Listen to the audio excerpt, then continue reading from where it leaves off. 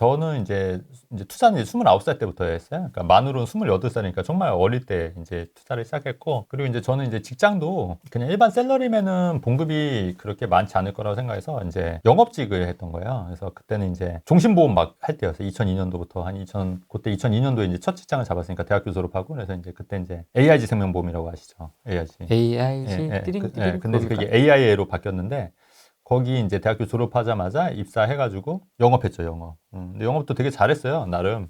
그 이제 보장을 막 과하게 안 하고 딱 종신보험 딱 알맞게만 해갖고 딱 적정 보험료에 막 진짜 종신보험인데 막 젊은 사람들은 막 5, 6만 원짜리 종신보험 뭐 이런 거 설계하고. 그러니까 그게 사망보험을 낮추면 가능했던 거야. 그러니까 건강보험식으로 그렇게 하고 뭐 10만 원 정도 뭐 이 정도에서 맞췄으니까. 그러니까 이게 이제 그 나름 이제 그 막 욕심 안 부리고 그렇게 하니까 소개를 좀 잘 받아가지고 그 계약 건수가 되게 많았어요. 그러니까 금액은 작은데 계약 건수가 많아가지고 그래서 나름 그렇게 했었고, 그 당시에 제가 2002년도에 그 한 연봉 그때 한 첫 해에 제가 받은 게 기억나요? 4천 정도 벌었어요. 4천. 와. 2002년도에. 그러니까 그냥 평균 한 350 정도 되잖아요.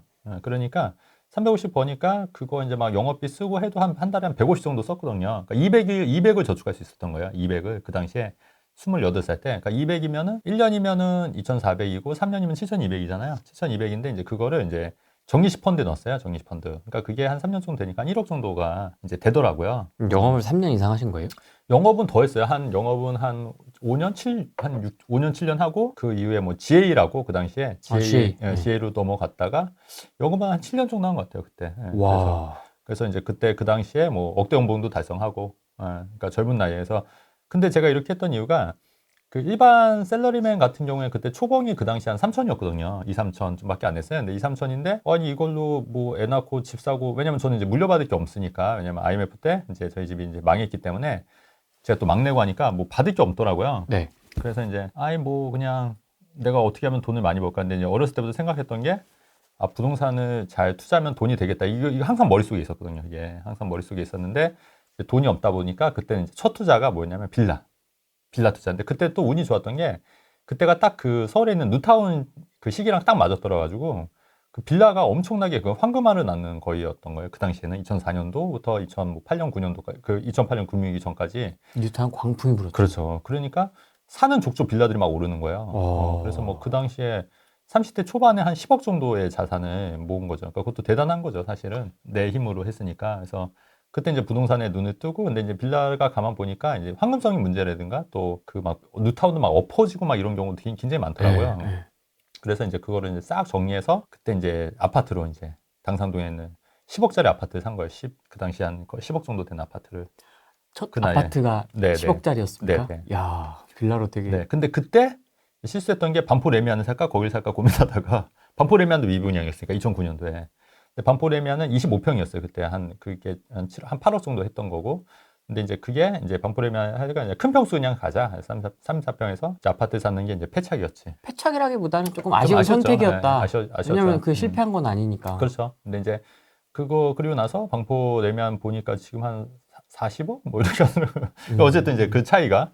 그러니까 이게 보니까 여러분 그 순간의 선택이 진짜 어마어마해요. 이제 이게 어떤 선택을 하냐에 따라, 특히 이제 집을 어떤 선택을 하냐에 따라서 어마어마한 거고, 그래서 무조건 강남 사라고 하는 부분도 어느 정도는 맞는 말도 있어요. 그러니까 일정 부분이 이왕이면 강남을 사는 게, 작은 평수라도 강남을 사는 게 맞다는 게 그 격차가 정말 많이 벌어지더라고요. 근데 이제 그럼에도 불구하고 어쨌든 첫 단추를 좀 잘못 깬 건 있으니까. 근데 이제 그렇게 했지만 또 이제 관심을 이제 안 갖진 않고 계속 꾸준히 관심을 갖고 또 계속 이제 투자를 했던 거죠. 뭐 오피스텔도 투자하고 점포경영 주택도 투자하고 택지 분양, 점포경영 택지도 분양하는 것도 했고, 조그만 소형 아파트도 투자하고 뭐 다양하게 했어요. 다양하게 뭐 예전에 뭐 빌라 할 때 재개발도 했던 거고.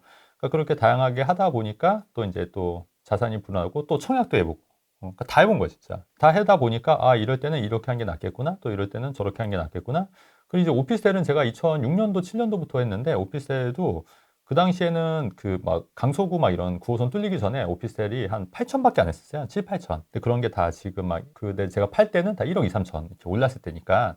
그래도 이제 몇 천만 원 남기고 팔고, 또 그것도 이제 월세도 받고, 뭐 그때 막 60만 원, 70만 원씩 월세도 들어오고 했으니까 나쁘지 않았던 것 같아요. 그래서 이제 그런 식으로 이제 자산을 차근차근 불려놨었죠. 근데 보통 그런 보험이나 금융 쪽에 종사를 하다 보면 자연스럽게 주식 쪽으로 좀 더 관심이 많이 가기 맞아요. 마련인데, 네. 그 부동산 쪽으로 좀 관심을 갖게 된 건 부모님의 영향이 있었던 거예요? 그렇죠. 근데 이제 그것도 그렇다고 할 수 없는 게 저희 4남매 중에 저만 이쪽으로 왔으니까 부동산 쪽으로 왔고 4남매 막내고 나머지 형제들은 또 그런 쪽에 또 이제 저 때문에 이제 관심이 생긴 거지 그렇게 관심 있는 건 아니고 근데 이제 제가 생각했던 게 뭐냐 주식도 제가 해봤는데 이게 주식은 쉽지 않더라고요 이게 생각보다 이게 자산 불리기가 그리고 이제 이게 타이밍 잡기도 어렵고 지금 해보시잖아요 어렵잖아요 사실 주식도. 그런 것도 있고 제가 이제 어렸을 때부터 부동산은 이제 돈이 될 거라는 거 이제 그런 강한 생각이 있었기 때문에 이제 그렇게 했던 거고 그리고 이제 보면은 이게 이제 자산관리사라고 하잖아요. 그게 진짜 그 허울만 자산관리사인 거예요. 정작 그러니까 뭐 남의 자산을 막 불리고 이러는데 정작 자기 자산은 못 불리는 거예요. 가만 보니까 선배들 보니까 가만 보니까 자산관리사라고 했는데 정작 자기는 뭐 벤츠 타고 이래도 알고진 거예요. 그 되게 유명한 거 있었습니다. 어떤 거? 20대 남자 재무설계사 믿 거. 네. 맞아요. 그냥 걸은다. 그냥 걸으면 돼. 마세라티 타고 그 롤렉스 시계 차고 인스타에다 이렇게 맞아. 해놓고 재무설계한다고 자기. 그러니까 걸으면 그게, 됩니다. 그러니까 물론 다 그런 건 아닌데 그런 사람들이 되게 많더라고요. 그러니까 이게 막 이게 막 이게 가장만 해갖고 보여지는 것만 하다 보니까 가만히 들여다보니까 본인들은 막 빌라 막 월세 살고 막 이러면서 차는 막 벤츠 끌고 다니고 그러면서 막 이렇게 남한테 막 과시하고 막 이런 거 보니까 그런 게 좀 저는 아닌 것 같더라고요. 그래서 좀 실속을 챙기는 게 중요하겠다. 그래서 이제 저는 모으는 족족 이제 부동산 투자를 이제 했던 거죠. 부동산을 좀 다르게 갔던 거죠. 근데 또 그때 그 당시 그래서 금융 쪽에 계신 분들이 부동산을 진짜 좀 잘 모르고 되게 천시해요. 그리고 이제 보험 쪽에 계신 분들은 특히나 이 부동산이랑 이게 그 금융상품이 보험이 상극이다 보니까 부동산을 엄청 까요. 엄청 까요? 엄청 까요. 예, 안 좋다고. 근데 이제 그게 어떻게 보면 또 영업 방침인 거예요. 그러니까 부동산을 까야지 돈이 들어와야 되니까. 예, 그렇게. 근데 제가 볼 때 그건 아닌 것 같거든요. 또 내 집 마련도 해야 되고. 그래서 저는 그 보험 상담할 때도 적당만 하고 또 남는 돈은 부동산도 괜찮다고 이런 식으로 말씀드렸어요. 그래서 이제 실제로 그런 식으로 부동산도 뭐 추천도 한번 드렸는데 근데 저도 좀 약간 감각이 있었다는 게 좀 느낀 게 제가 이게 추천했던 데들이 막 다 오르는 거예요. 오르면 저도 이제 투자도 하고 하니까. 그래서 그런 거 보면서 아 내가 좀 이쪽에 조금 약간의 좀 재능이 있구나 이런 걸 좀 느꼈죠 그때. 느끼고 아 내가 이쪽으로 좀 길을 가야겠구나 이렇게 생각하고 이제 공인중개사 자격증도 따고 진행하고 책도 내고 이렇게 된 거죠 인생이 어떻게 보면. 부동산으로 인해서 인생이 좀 많이 바뀐 케이스죠. 아니 그러면은 이제 뉴타운이라는 되게 좋은 기회가 있었고 지금 2025년이지 않습니까? 지금 시작한다. 28살짜리가 왔어요. 대표님한테. 저 대표님처럼 한번 나중에 15년, 20년 후에 미래를 한번 읽어보는 부동산 전문가가 되고 싶습니다. 투자로 돈을 좀 벌고 싶습니다 하면 어떻게 시작하면 좋을까요? 지금은 제가 볼 때는 이따 말씀드릴 건데 지금 수도권 아파트가 지금은 정말 큰 기회일 수 있어요. 수도권 아파트 왜냐면 소액으로도 할 수 있고 지금 제가 볼 때는 굉장히 저평가되어 있기 때문에 한 2년, 한 4년 정도 보시면은 나중에 돈이 될 수 있어요. 그래서 이제 수도권 아파트 위주로, 수도권 신축 아파트 위주로. 왜냐면은 지금 최근에 분양가나 이런 것도 계속 오를 거예요. 이제 원자재 값이나 땅값이나 인건비나 이런 게 계속 오르고 있으니까.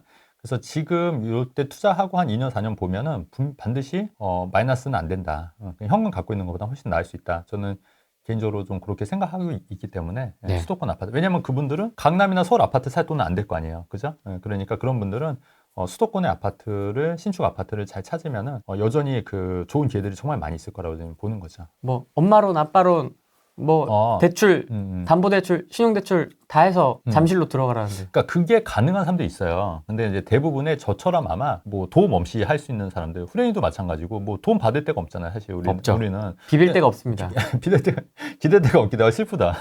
기댈 데가 없기 때문에. 그런 사람들한테 그런 조언은 이제 의미가 없는 거죠. 그렇기 때문에 그러면 그런 사람들은 소액으로 할 수 있는 것들을 이제 찾아서 이제 그런 거를 불려가야 되는데 제가 이제 좀 이따가 그 얘기도 좀 할게요. 최근에 제가 지금 판 아파트가 있거든요. 이따가? 그것도 말씀드릴 건데 그게 투자금이 3천밖에 안 들어간 거예요. 근데 요번에 차익이 그래도 한 1억 5, 6천은 났으니까. 진짜요? 네. 다섯 배네? 저기 뭐 주식에 비하면 훨씬 더 유리할 수 있는 거잖아요. 그래서 그 부분도 제가 좀 말씀을 드리도록 하겠습니다. 최근에 이제 그 토지거래 허가가 이제 풀리다 보니까 이제 잠실 쪽 이제 해서 이 수요가 이제 호가가 이제 계속 오르고 있다는 얘기가 나오고 있고요. 이제 둔촌주공 얘기고, 네. 올림픽 파크포리온이 이제 입주가 이제 지금 마무리가 되고 있는데, 네. 지금 뭐 가격이 떨어지기는커녕, 그죠? 전세가 매매가가 지금 24억, 25억이라고 하니까 이제 뭐 어마어마하게 지금 28억인가요? 28억, 26억에서 29억까지 올랐다고. 놀랍네요, 진짜. 이게 분양가가 그때 12억이었어요. 12억. 두 배. 와. 네, 2배. 어떻게 이럴 수가 있지? 그리고 저한테 이제 그 상담하셨던 분이 그 포레온 그 제일 작은 평수를 이제 당첨이 되신 거예요. 경쟁률이 제가 이름 많지 않았던 걸로 알거든요. 근데 3구였나? 네, 맞아요. 근데 그게 8억이었어요, 분양가. 근데 16억. 더블. 근데 전세가가 8억이래요. 그러니까 그분은 계약금 8천 내고 그냥 8억을 번 거예요. 왜냐면 전세 났으니까. 아, 진짜 파워풀하다. 파워풀하죠. 그러니까 그런 게 여러분 이런 기회들이 여전히 존재하는 거예요. 근데 이제 둔촌주공도 그 당시에 제가 볼 때 작은 평수는 경쟁률이 그렇게 높지 않았기 때문에 맞습니다. 한번 해볼 만했던 건데, 근데 이제 그 당시만 하더라도 의견이 되게 분분했을 거예요. 뭐 복도시계 누가 사냐, 뭐 맞아요. 닭장이다, 뭐 마주 본다, 뭐 맞아요. 진짜 말이 많지 않습니까? 소형 평수는. 그렇죠. 그럼에도 불구하고 어쨌든 가격은 더블 쳤잖아요. 더블 분양가 대비했을 때. 근데 이제 그 당시에 이제 막 뭐 폭락한다, 입주장 때 봐라, 막 그런 거 댓글도 굉장히 많았거든요.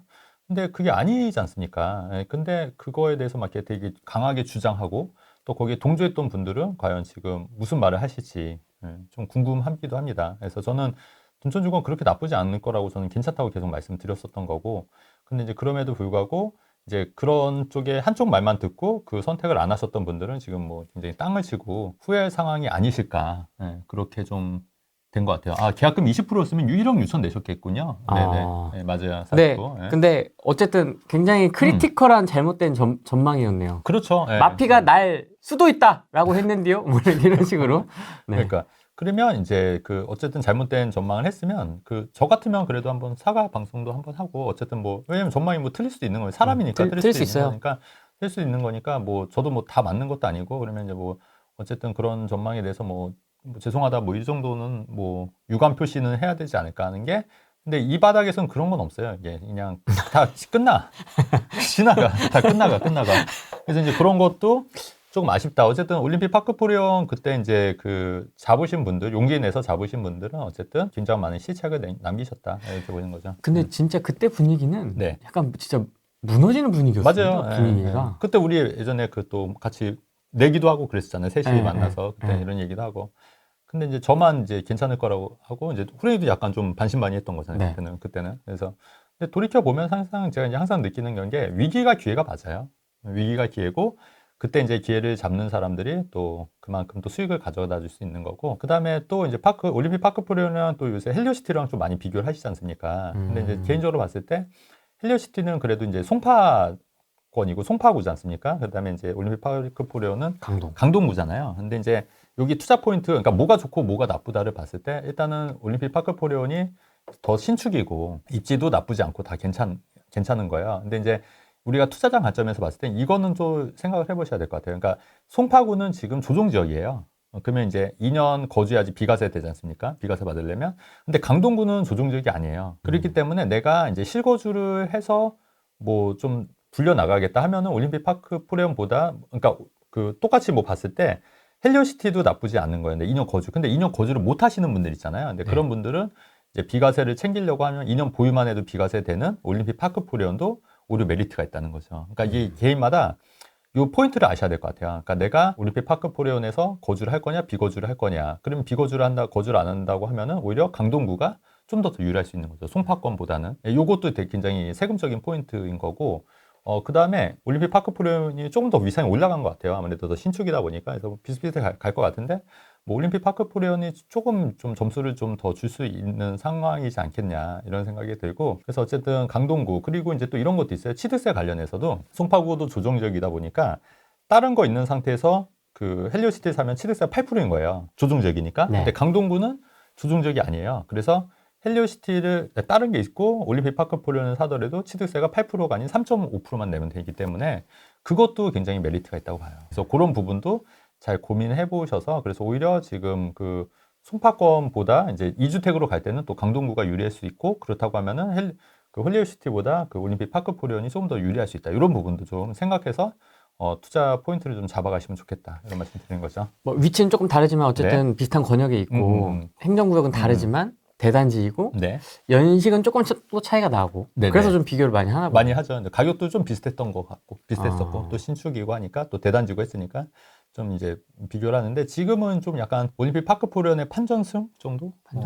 이 정도로 좀 보여지는 것 같아요. 상승률 보면은 이제 그래프가 굉장히 가파르죠. 네. 이제 가파르고 있다는 거고 송파구, 강남구, 서초구, 서울에서 이제 근데 뭐 혹자는 이게 뭐 토지거래 허가 때문이라고 얘기를 하는데 제가 볼 때는 꼭 그것만 그런 건 아닌 것 같고 최근에 이제 금리 인하 이슈도 있었고 그 다음에 이제 정부에서 이제 그 워낙 지금 경제가 안 좋다 보니까 이제 돈을 풀려고 하는 그런 움직임들이 보이지 않습니까?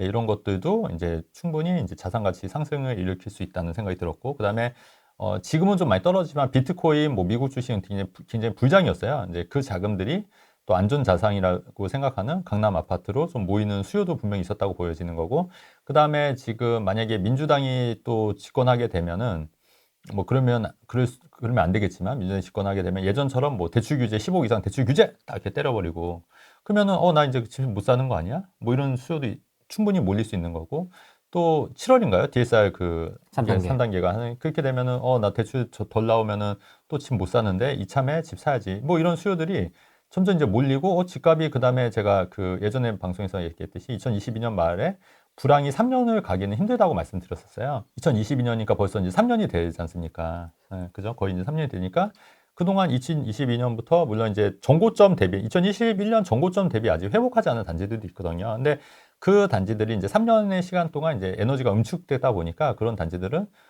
충분히 그 올라갈 여지도 있다고 보는 거죠. 그래서 이제 그게 이제 불황이 3년이 못 가는데 그런 이제 3년이 지나다 보니까 이제 사람들 인식도 이제 집값이 좀 오를 때가 되지 않았나 이제 이런 생각들이 많이 퍼져 있는 것 같아요. 심리 자체가. 그러다 보니까 아무래도 이제 집값이 좀 이렇게 온기가 서서 이제 강남 아파트뿐만 아니라 서울, 뭐 마포구, 뭐 여의도, 목동 뭐 이런 식으로 이제 점점 퍼져 나가고 있다. 이렇게 좀 보여지는 것 같아요. 네. 근데 이게 또 네. 한쪽에서는 네. 이게 이제 대기 수요가 일정 정도 숨어 있긴 했었는데 이게 3단계 DSR 시행 전에 그 수요들이 좀 앞당겨서 땡겨 쓰는 거다 수요를. 그럴 수도 있죠. 네, 그럴 수도 있는데 이제 그러기에는 이제 집값 상승세가 너무 가파르고 또 그런 수요가 이게 그럴 수도 있다고 보여지는데 그게 이제 그렇다고 하더라도 그게 이제 그 에너지가 과연 얼마나 될 거냐로 봤을 때는 저는 그 에너지가 단순히 땡겨 쓴다고 그런 에너지는 아니고 계속해서 그런 에너지는 이제 늘어나지 않을까. 왜냐면은 지금 최근에 이제 그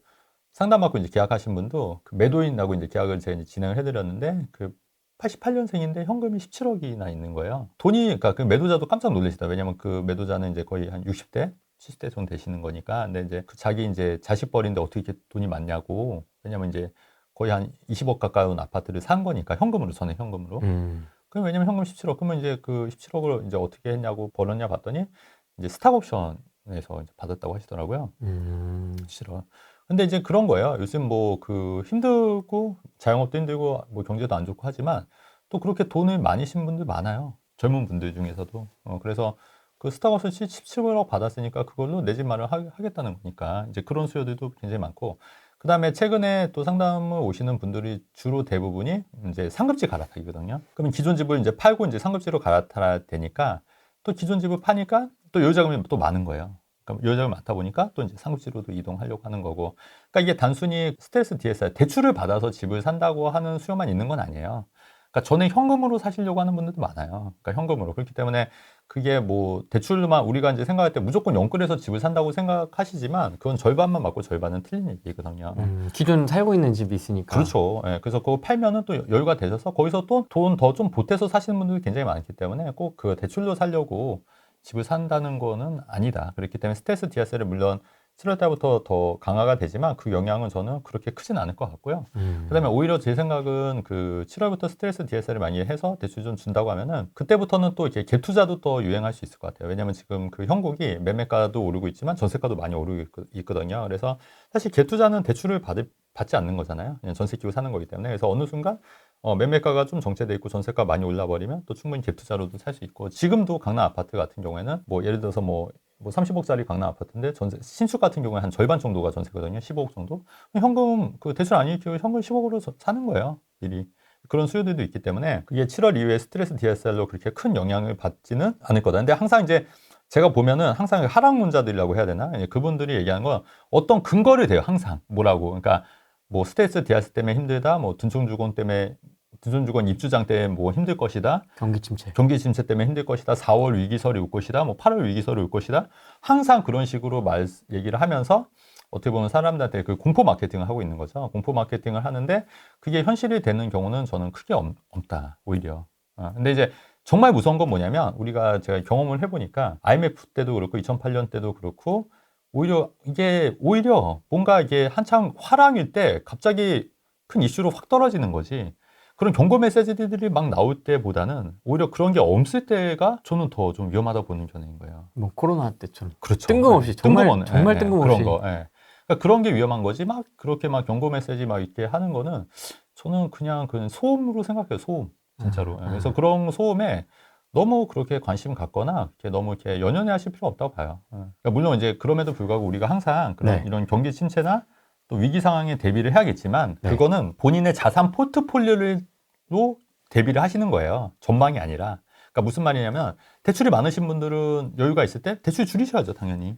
대출을 계속 늘리는 건 아니고 대출을 줄이셔야 되고 그런 포트폴리오에서 내가 대응을 하는 거지 이런 견제 전망만 믿고 어떤 거 무조건 베팅한다. 이거는 뭐 일종의 도박과도 같다. 이렇게 생각하기 때문에 그런 부분도 여러분들 좀 생각해 보실 필요가 있지 않겠냐 이렇게 생각합니다. 예, 아마 이제 강남이 이렇게까지 오르면 아마 좀 궁금해하시는 게 이제 마용성까지 왔다 그러고 뭐 동대문도 조금 옹기가 들어간다 그러고 또 그러면 노도강이나 금강구나 이제 수도권까지 이게 이번엔 옹기가 퍼질 수 있을까에 대한 이야기거든요. 왜냐면 지금 경기도도 전세가 없어요. 지금 이런 난리니까 그 매물 다 어디 갔냐 뭐 이런 얘기들도 나오고 있고 하다 보니까 이제 외곽 쪽에 대한 이야기가 좀 많이 궁금해하실 것 같아요. 맞아요. 그래서 저는 이게 점점 그 퍼질 거로 보여지고요. 그래서 이제 그 물론 이제 양극화가 이제 더 심해지는 것도 있겠지만 그렇다고 해서 뭐 강남 아파트만 계속 가진 않을 거고 왜냐면 강남에 사고 싶은데 강남 못 사면 과천을 사시거나 과천도 안 되면 이제 뭐 마포나 그죠 뭐 마곡이라든가 이런 이제 그 다음 급지를 볼 수밖에 없거든요. 현실적으로. 그러다 보니까 이제 그런 수요들이 이제 계속 늘어나고 있기 때문에 아무래도 이런 여파가 강남, 서울, 수도권 이제 뭐 이런 식으로 좀 확산이 되지 않을까 저는 개인적으로 생각하고 그런 조짐들이 지금 보이는 게 이제 경기도에도 지금 전세가 없다.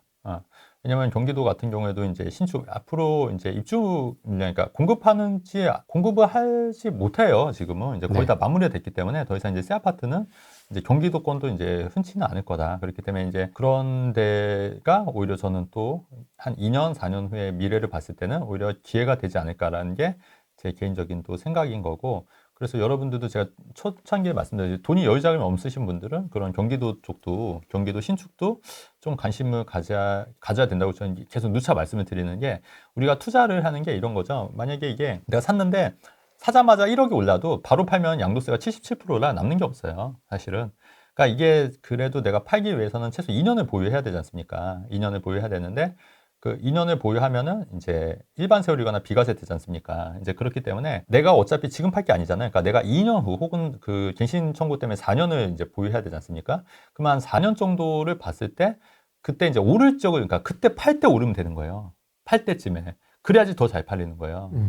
그렇죠. 그렇잖아요. 지금 좋은 게 의미가 없는 거예요. 없죠. 의미가 없네요. 그래서 그런 시각으로 봤을 때는 오히려 경기도 쪽도 한 4년 정도 보시면은 저는 정말 괜찮다고 봐요.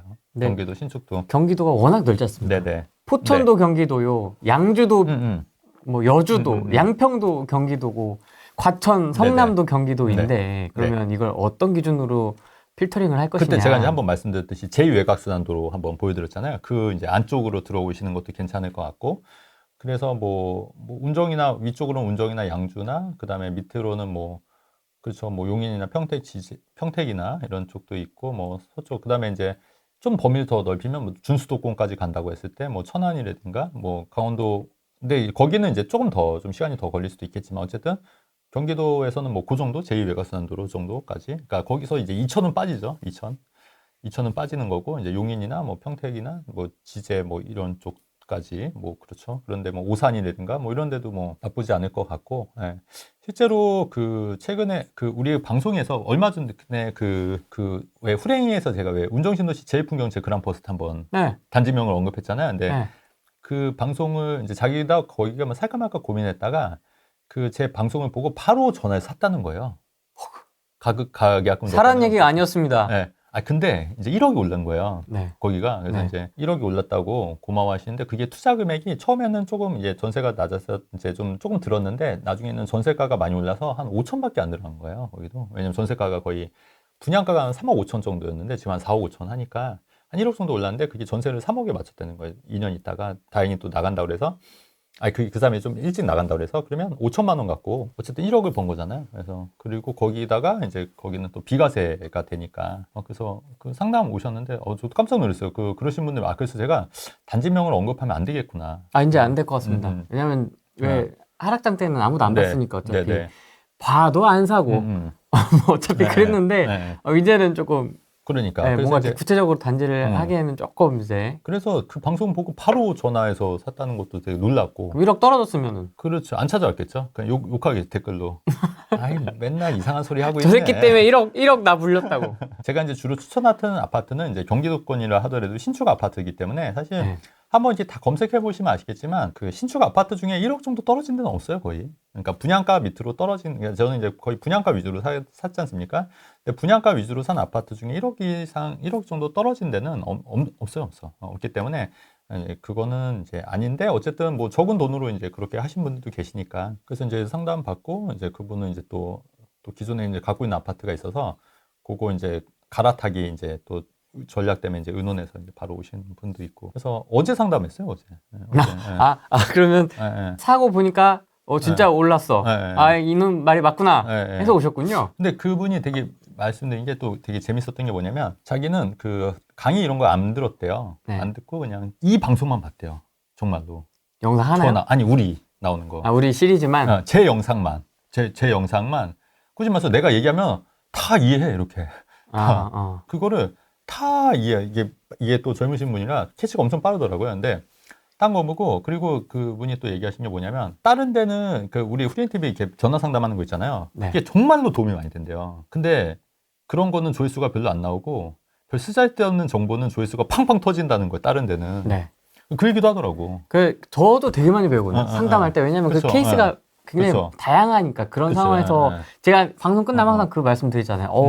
저는 대표님이 입장이라면 순발력이 좀 떨어져서 그 생각을 못하고 그런 답변을 못할 것 같은데 대표님은 참 그 순발력이 되게 좋다고 몇 번 말씀드렸잖아요. 맞아요. 방송 끝나고. 맞아요. 근데 그게 정말로 자기는 도움이 많이 된다고. 그래서 신기하더라고. 그래서 그리고 자기가 이제 그걸 듣고 또 이제 찾아보고 또 공부를 한다는 거예요. 그러니까 굳이 여러분 강의도 여러 좋은 강의들도 많지만 진짜 꾸준히 이 방송만 보시는 것도 이 흐름이라든가 부동산이라든가 또 여러 가지 경우에서 케이스들도 굉장히 많은 많은 공부가 되지 않을까 또 이런 생각들도 좀 많이 드니까 여러분 방송 이제 꾸준히 보시면은 좋을 것 같은데 중요한 거는 아무리 이렇게 얘기를 해도 사람들이 안 듣는다.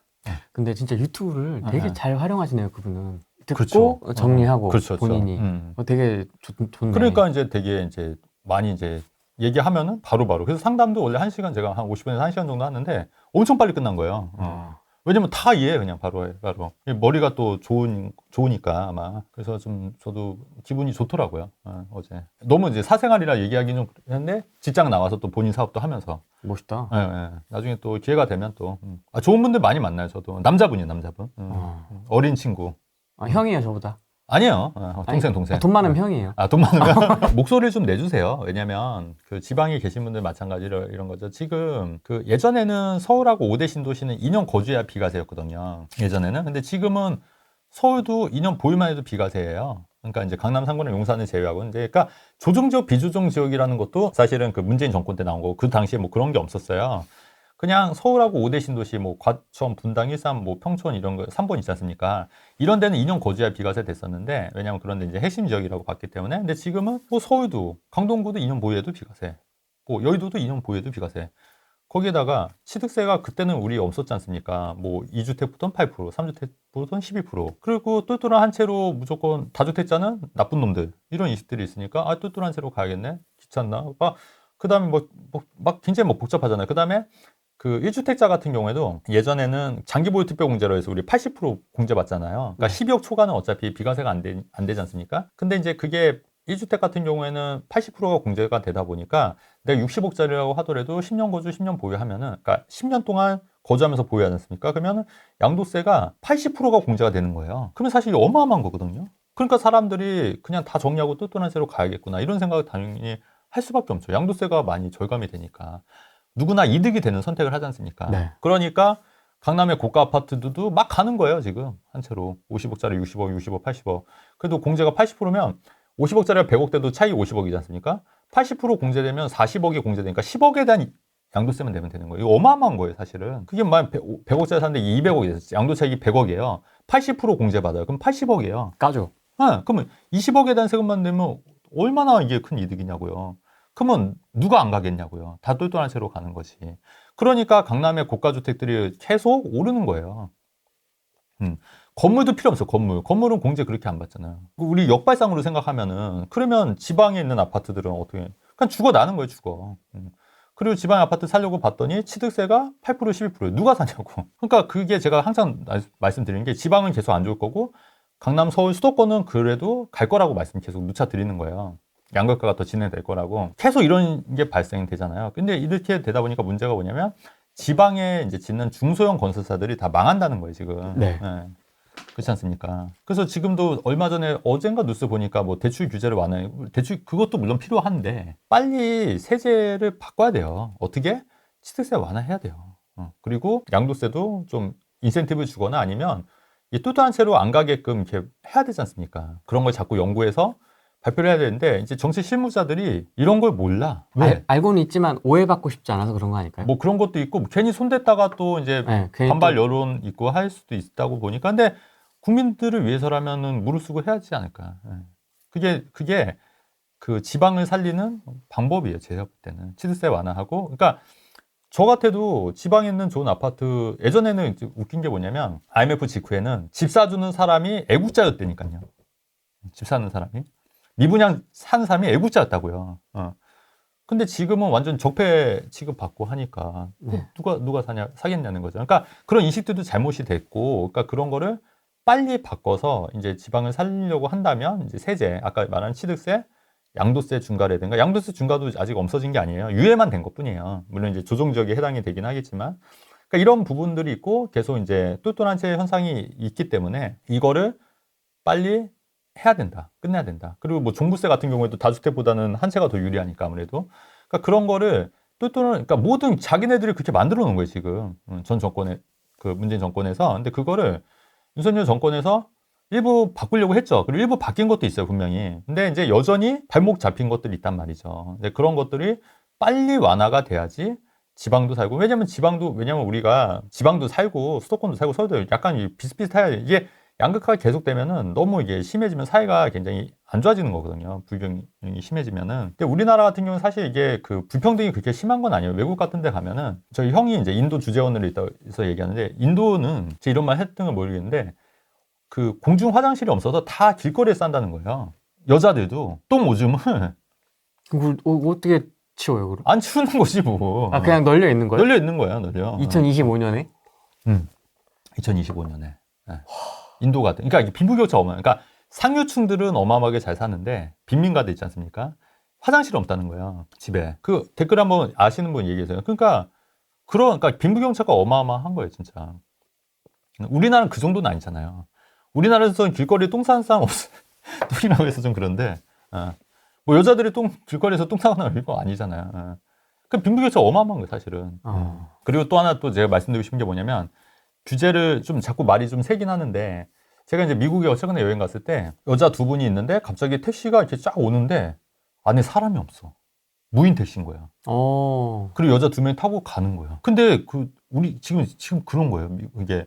근데 시대가 어느 시대인데, 그 다음에 미국은 우리나라 그 구구지도 안 되잖아요. 근데 우리 외국인들이 우리나라 오잖아요. 한 번 오고 안 온대요. 불편하다고. 다 구글 지도 쓰는데 구글 지도가 안 되는 거예요, 이게. 왜 그런 규제를 하냐고요. 오히려 지금 중국은 굉장히 그 사회주의 국가인데도 불구하고 규제가 많이 풀려서 오히려 자율주행차 이런 것도 그 상용화되는 이미 중국에서 많이 하고 있다는 그런 얘기 있더라고요. 미국은 제가 실제 봤는데 저도 깜짝 놀랐어요. 차에 운전수가 없는 거야. 근데 우리나라 같은 경우는 뭐 타다라든가 그런 거 다 막히잖아요, 규제. 우리나라처럼 자유민주주의 국가에서 이렇게 막는 국가도 없을걸요? 사회주의 국가? 누가 막았을까요? 타다. 누가 막았어요? 민주당. 민주당에서?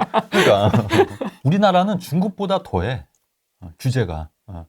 그 토지거래 허가도 어떻게 보면 그게 애당초 그렇게 막아냈기 때문에 이게 눌려 있었던 거가 오른 거지. 애당초 이게 없었다고 하면은 그냥 꾸준히 그냥 오히려 부작용 없이 올랐을 수도 있어요. 토지거래 허가가 잘못된 거지. 이거를 다시 풀었다고 이게 문제. 그러면 그렇다고 토지거래 또 다시 묶을 건가? 아예 전 지역 다 묶지 그래. 그냥 전 지역. 서울 수도권 그냥 다 묶어버려 그냥. 다 허가받고. 그게 뭐냐고. 전 지역 다 투기 지역이에요. 투기 지역 다 그냥 묶어버려 그냥 다. 다 그냥 묶어. 싹 다 묶어. 거래 그냥 못하게 그냥 어디 공산국가처럼 거래 그냥 싹 그냥 이제부터 모든 거래 하지 마 이렇게 해. 그렇게 하라고 차라리. 허락받고 이사해. 뭐 이런 느낌으로. 그렇죠. 그러니까 우리나라처럼 이렇게 규제가 심한 나라도 없고 또 한편으로는 또 이런 얘기 갑자기 또 열받네 또. 갑자기 또 애국전사의 또 그 피가 또 갑자기 올라오기 시작하신 것 같은데. 네네. 뭐 하던 얘기니까 할게요. 네. 삼성 있지 않습니까? 삼성이요? 삼성. 네. 삼성이 보면은 최근에 보니까 중국에 오히려 기술이 따라 바뀌었다는 거예요 지금. 지금 엄청 위기입니다. 위기잖아요. 지금 까딱하면 나락갑니다 지금. 근데 이게 우리나라 사람이 중국 기업 뭐 사진 찍었다고 잡혀간 거 제 기사 본 적 있거든요. 우리나라에선 중국 사람이 삼성 이렇게 찍고 정보 유출해도 처벌할 수가 없는 거예요. 간첩법이 북한만 적용되기 때문에 말이 되냐고. 그러면 만약에 중국 스파이가 우리나라 정보를 캐가지고 북한에 건네줘도 그 중국 사람은 처벌을 할 수 있어 없어요? 없죠. 없는 거예요. 그러니까 우회해서 간첩질을 해도 안 된다는 거지. 못 잡는 거지. 그리고 그 우회한 증거를 찾기도 어렵고. 근데 우리가 그 간첩법이라는 게 왜 북한만 전 모든 사람 지금은 산업 스파이도 엄청 많지 않습니까? 그런 거 다 적용해야 되지 않습니까? 그렇죠. 외국인 전부. 전부 해야지. 우리나라도 중국에서 사진 잘못 찍어서 잡혀가는 그런 마당인데. 근데 그럼에도 불구하고 민주당에서 그거를 반대한 거예요. 계속. 왜? 아직도. 여전히. 또 이런 얘기, 삼성이 지금 안 가는 게 엔지니어 출신의 그 사장이 아니라 그 전문 경영인의 사장이기 때문에 이게 발전을 못 하는 거다. 이런 얘기도 많이 하잖아요.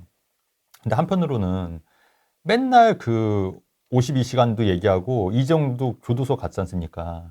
그래서 하니까 내 생각은 정도 경영이 더 필요한 거예요. 기술 혁신이고 뭐 필요 없어. 내가 살기 위해서는 정도 경영을 해야 돼. 그러니까 이쪽에만 포커스를 맞추다 보니까 그런 대표도 그렇게 뽑지 않았을까. 기술 혁신도 물론 중요한데 우리나라 하도 난리를 치니까 기술 혁신보다는 정도 경영이 난리를 치니까 아니 나는 그 열심히 기술 혁신도 하고 싶은데 정도 경영도 중요하다고 하니까 그렇게 할 수밖에 없을 것 같아요. 그러니까 기술력은 점점 떨어지고 중국의 기술력은 먹히는 거고 오히려 지금 추월당해서 지금 삼성전자도 지금 안 좋잖아요. 좀 공격적으로 혁신도 좀 하고 이렇게 기술 개발을 하고 싶은데 다 규제잖아요. 다 발목이 잡혀 있는 다 규제하고 뭐 재벌 해체한다는 얘기는 하고 있고 나 같아도 안 할 것 같은데 못 할 것 같은데 그냥 안전하게 그냥 지키는 게 나을 것 같아요. 아니 정부에서 밀어주진 못할 망정 발목만 잡고 있잖아요. 그 왜 그런지 모르겠어요. 왜 그런지 왜 그럴까? 그냥 미친놈들. 왜 대기업을 그렇게 싫어할까? 재벌을 맨날 해체하려고 하고 그러니까 그 기업 총수들을 못 잡아먹어 안달이고 왜 그럴까? 사회주의 이제 그 이념을 갖고 있기 때문에 그렇죠. 사회주의 이념을 갖고 있는 애들이 대부분 이제 하니까 저는 그렇게 보여지는 거죠. 근데 사실 기업 총수나 이런 분들이 얼마나 애국자예요. 어쨌든 외화벌이 하는 거고 일자리 창출해주고 그만큼 우리가 나라가 발전하고 저는 또 오다 보니까 이런 생각도 들더라고요. 아니 정주영 회장이나 예전에 뭐 이병철 회장이나 그분들 삶보다 우리 그냥 평균 중산층들이 훨씬 더 잘 살고 있을걸요 지금. 그런 생각 해보셨어요? 그렇죠. 그 당시에는 뭐 영화관이 어디 있어요. 커피 한 잔 먹기가 어디 있어요. 밥 한 번 제대로 그 시대는 그랬잖아요. 그러니까 그 당시의 재벌들보다 지금 우리의 중산층이 더 낫다고 삶이. 우리는 집에서 넷플릭스 보는데. 그렇죠. 그때는 우미관. 우미관 가야 돼요. 명보극장에 있고. 단성사 이런 데 가야 돼요. 다 없어졌죠 이거. 단성사는 어떻게 붙나 모르겠네. 아무튼 그런 데 가야 돼요. 시내까지. 그러니까 우리가 이렇게 지금 잘 살게 된 게 누구 덕이냐는 거죠. 정치인들 덕이냐? 아니잖아요. 물론 이제 일부 이제 그 뭐 박정희 대통령이나 그죠? 그런 분들은 덕분인데 현재 지금 정치하는 사람들은 오히려 발목만 잡고 지금 경영하는 사람들 엄청 발목만 잡고 있는 게 아닌가. 저는 개인적으로 그렇게 생각해서 안타깝다. 저는 이제 삼성전자 주주로서도 한마디 하는 거예요. 왜? 마이너스거든, 지금. 저도 삼성전자 하청을 받는 기업에 투자하고 있는 주주로서. 그래요? 굉장히 공감합니다. 그리고 희한하게 우리나라 사람들은 삼성전자를 되게 애증의 관계인 것 같아. 좋아하면서도 싫어. 핸드폰은 삼성 많이 쓰면서도 되게 싫어하는 사람들이 많은데. 이중성. 그 되게 웃긴 것 같아요. 되게 웃겨요. 삼성 재벌이 문제다. 막 소상공인을 괴롭힌다 막 이러잖아요. 대기업의 자본력으로 막 하잖아요. 그리고 또 뭐 친척이 삼성 들어가면 우와 이러고 그쵸. 뭐야 그게? 맞아요. 그러니까 기업인들도 존중해줄 건 존중하고 도와줄 건 도와주고 해야 되는데 우리나라는 그냥 무조건 그냥 다 까고 막 교도소 보내고 막 다 난리치고 막 그렇지 않습니까? 이게 그래서 여러분들도 좀 생각을 좀 많이 깨시길 바라고. 그래도 우리 후레인 TV 보시는 분들 중에서도 뭐 생각이 좀 많이 깨이셨다고 그렇게 하시는 분들도 있으니까 나름 또 그게 보람이 있는 것 같아요. 그리고 그다음에 상속세도 그렇고 우리나라처럼 상속세가 많다 보니까 이 기업을 유지할 수가 없는 거예요.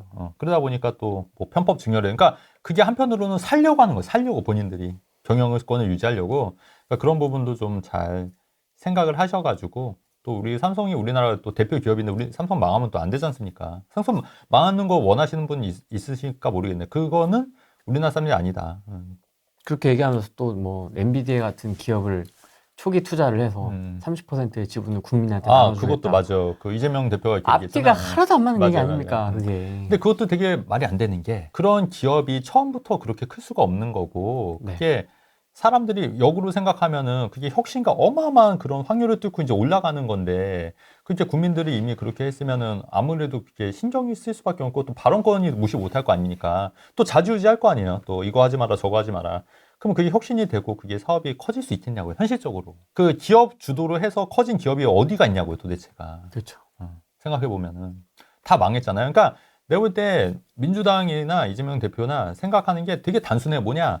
아예 돈 풀어서 사람들 나눠주면 되겠지. 경제 사는 거 아니냐. 이거 첫 번째 이거. 그래서 25만 원 나눠주자 이거잖아요. 그다음에 둘째 좋은 기업 해서 그거 나눠 받으면 되지. 다 나눠가는 뭔가 혁신을 통해서 뭔가 이게 파일을 키울 생각은 안 하고 그렇죠. 다 나눠 받아야지. 뜯어서. 뜯어서. 그게 어디였냐? 베네수엘라가 그렇게 했잖아요. 마두로 정권이나 차베스 정권에서 결국 어떻게 됐냐고요, 그게. 아니 그렇게 하는 게 경제 발전이 크다고 하면은 모든 전 세계 나라들이 그 짓거리 하고 있을 거 아닙니까? 그렇죠. 그런 나라가 어딨냐고 도대체.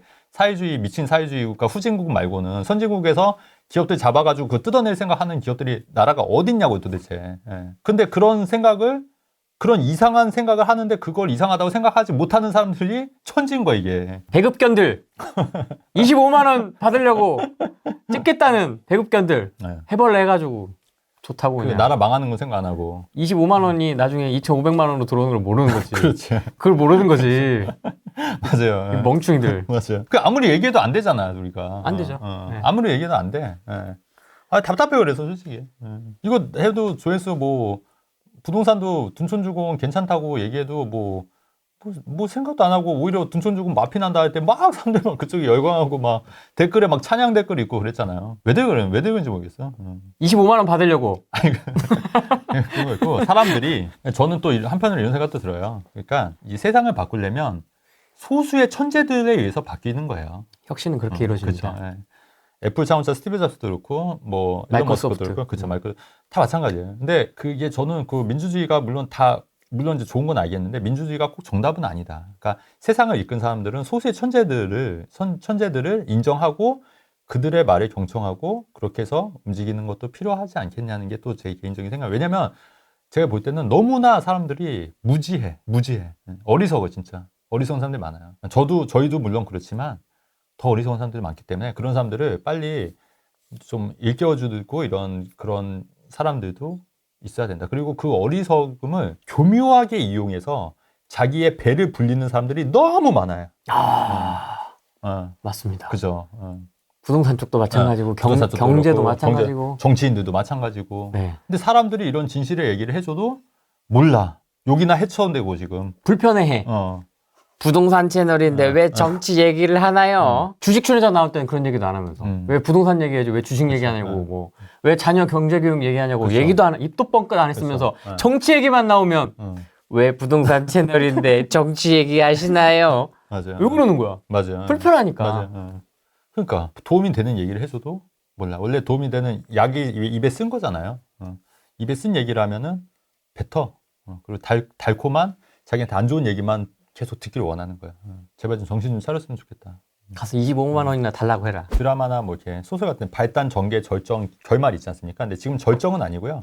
지금 전개 같아요. 전개. 발단은 이미 지났고요. 지금 전개고요. 아직 절정은 아직 안 쳤다. 그렇기 때문에 이제부터 이제 절정을 이제 칠 거다. 그럼 절정일 때는 어떻게 해야 되냐? 이제 절정일 때는 한번 또 타이밍을 봐야죠. 절정일 때는. 근데 절정이 언제인지 어떻게 알아요? 이제 지켜봐야죠. 추이를 계속 지켜보는 거죠. 전개. 그렇죠. 기린 못같이. 그렇죠. 맞아요. 그럴 수도 있어요. 그러니까 그거를 그러니까 팔고 그 타이밍을 노려서 내가 절정일 때 팔고 또 결말을 지나서 다시 하락할 때 사지 이렇게 하는 거는 저는 옳지는 않다고 봐요. 되게 그러니까 어렵죠. 어렵죠. 그러니까 그건 아닌 것 같고 다만 이제 그 절정일 때 뭔가를 사지 말아야 돼요. 아, 그렇죠. 네. 이상한 것도 건드리면 안 되고. 네네네. 절정일 때는 이제 좀 몸을 사리셔야 된다. 절정일 때는 항상. 그렇기 때문에 그것만 아셔도 돼요. 그러니까 발단 전개일 때는 사도 되는데 그런데 이제 절정일 때 사면은 이제 물린다. 또 그거를 막 영끌해서 사면 크게 물린다. 그래서 절정을 알아야 돼요. 사람이 절정. 바닥도 중요한데 절정도 알아야 되기 때문에 이게 굉장히 중요하다. 부동산 투자에 있어서. 네, 이런 얘기를 좀 드리고 싶습니다. 그 김포 아파트 판 얘기를 좀 할게요. 네. 그게 제가 3억 5천에 샀는데 전세가 이제 처음에 3억이었다 3억 2천으로 올려받았으니까 투자금이 3천? 3천이에요. 3천. 근데 네. 그거를 좀 깎아가지고 이제 4억 8,500에 팔았어요. 4억 8,500. 네, 그럼 1억 3,500 정도 되는 거잖아요. 여러분 기억나세요? 김포 아파트도 네. 그때 다 소개해드렸던 이제 네. 오픈은 안 하겠습니다. 오픈은 하지 마세요. 오픈 안 하겠습니다 이제. 네, 근데 그 양도세를 계산해 보니까 한 2,500 정도 나와요. 네. 그러면 그래도 차익이 한 1억, 1억? 1천 뭐 얼마 되는 거죠. 1억 1천. 뭐 중개수수료 뭐 1억 잡아도. 근데 3천으로 해서 세금 다 떼고 1억 남았다. 그럼 괜찮죠. 매우 한 보유 기간 한 4년 정도 된 거니까. 훌륭하죠. 네. 이제 그런 게 이제 안타인 거예요, 안타. 안타. 안타를 이제 여러 번 치는 거예요, 안타. 그리고 이제 홈런을 친 것들도 있어요, 홈런. 홈런은 뭐죠? 그 바뀔 수 없어요. 바뀔 수 없는데 제가 샀을 때 금액보다 지금 한 10억 정도, 14억 정도 오는 것 같아요. 14억 정도. 14억이요? 네. 강남. 네네네. 아, 네네네. 아, 네네네. 그거, 네. 그거는, 네네네. 그렇죠. 네네네. 그렇죠.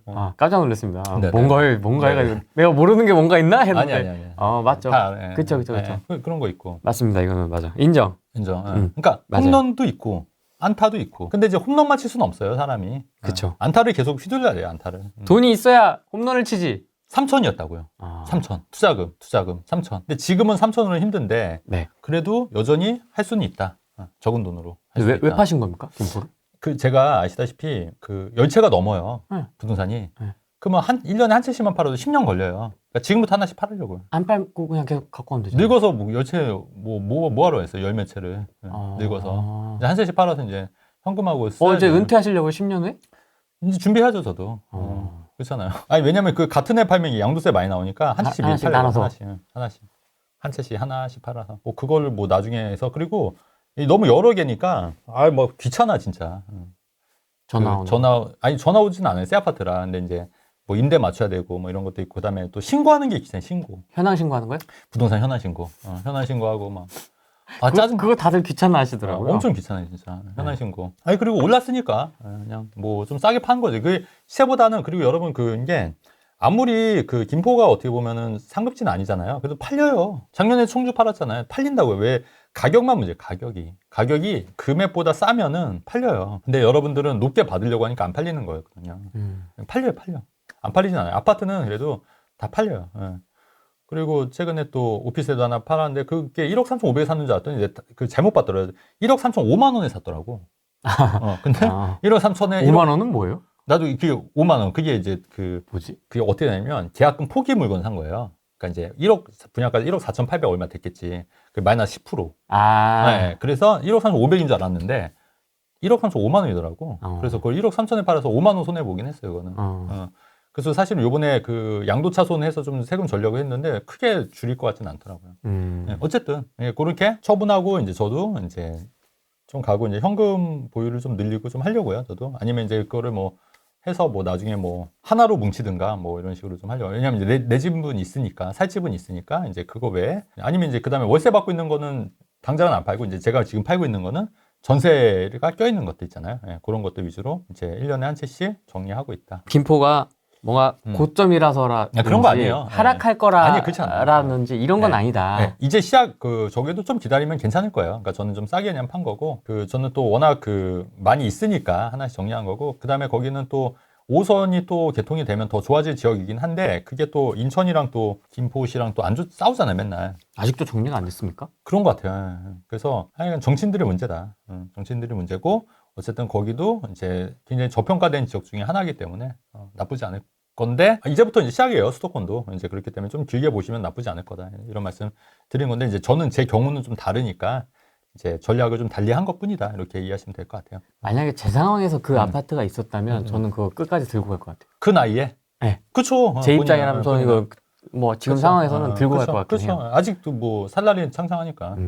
뭐 주택수가 많은 것도 아니고. 그렇죠. 그렇죠. 당연하죠. 그럴 것 같아요. 그렇죠. 네. 갖고 있어도 괜찮아요. 왜냐면 지하철이 바로 또 앞에 뚫리면 역세권 아파트 되는 거기 때문에. 근데 이제 빨리빨리 해야지 또 1년에 한 채씩 빨리빨리 정리해야지 또 하죠. 그러면 이제 앞으로 추가로는 안 사요? 사고 싶은 게 많아요. 진짜 솔직히 말하면. 널려 있어요? 지금도. 예. 수도권에? 예. 사고 싶은 게 많은데 취득세가 13.2%니까 그게 진짜 부담이 되긴 하더라고요. 왜냐면은 남보다 그게 원래는 6억 이하라 예를 들어서 6억 이하라 1%만 내면 돼. 1.1%만. 그러면 거의 13배를 더 내는 거거든요. 남들보다. 그러면 뭐 100만 원 예를 들어서 100만 원, 200만 원 낼 거를 13배를 더 내야 되니까 부담이 되긴 하죠.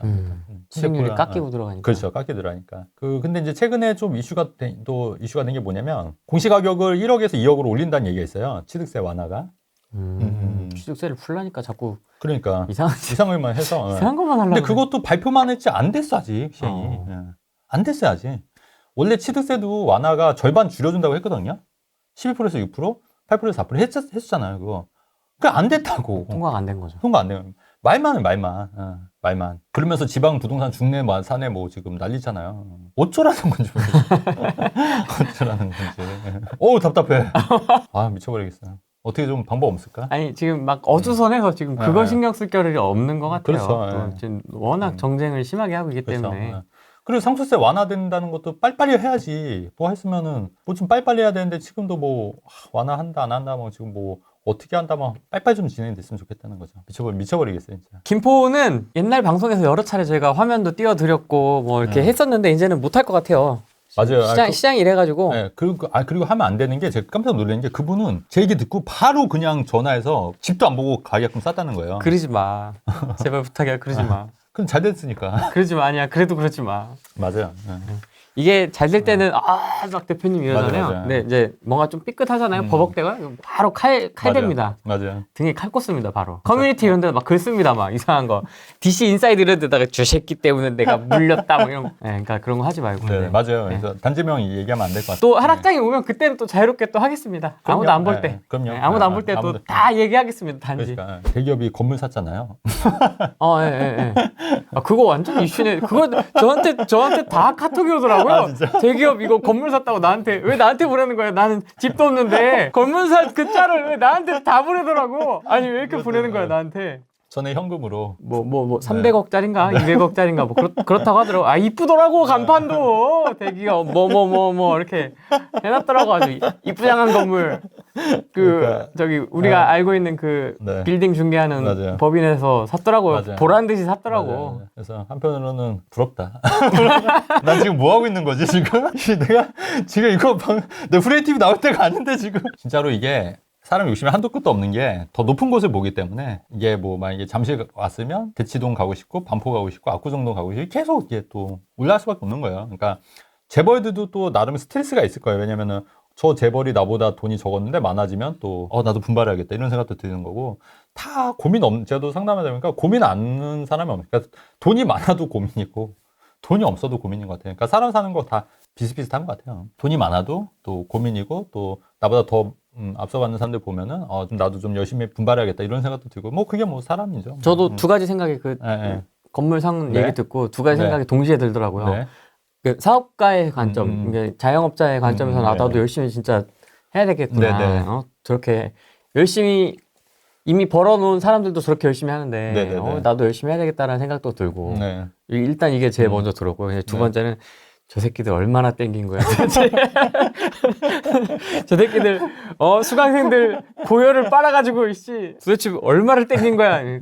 두 가지 생각이 동시에 맞아요. 들더라고요. 맞아요. 근데 아까 제가 처음에 말씀드렸잖아요. 약간 우매한 사람들이 많다 보니까 그거를 이용해서 정치인들도 그렇고 뭔가 그걸로 해서 자기의 이익을 취하는 집단들이 많더라. 근데 이제 한편으로는 나는 그러지는 말아야겠다 이런 생각도 있긴 있어요. 한편으로는. 근데 또 이렇게 왔다 갔다 하는 거죠. 저도 사람인지라. 그렇죠. 왔다 갔다 하는 거죠. 근데 그런 원칙이 있는 거고 이제 거기에 또 이제 또 뭐 그런 케이스들 보면은 또 한편으로는 또 부러운 마음도 사실 드는 게 사실이고. 맞습니다. 그렇죠.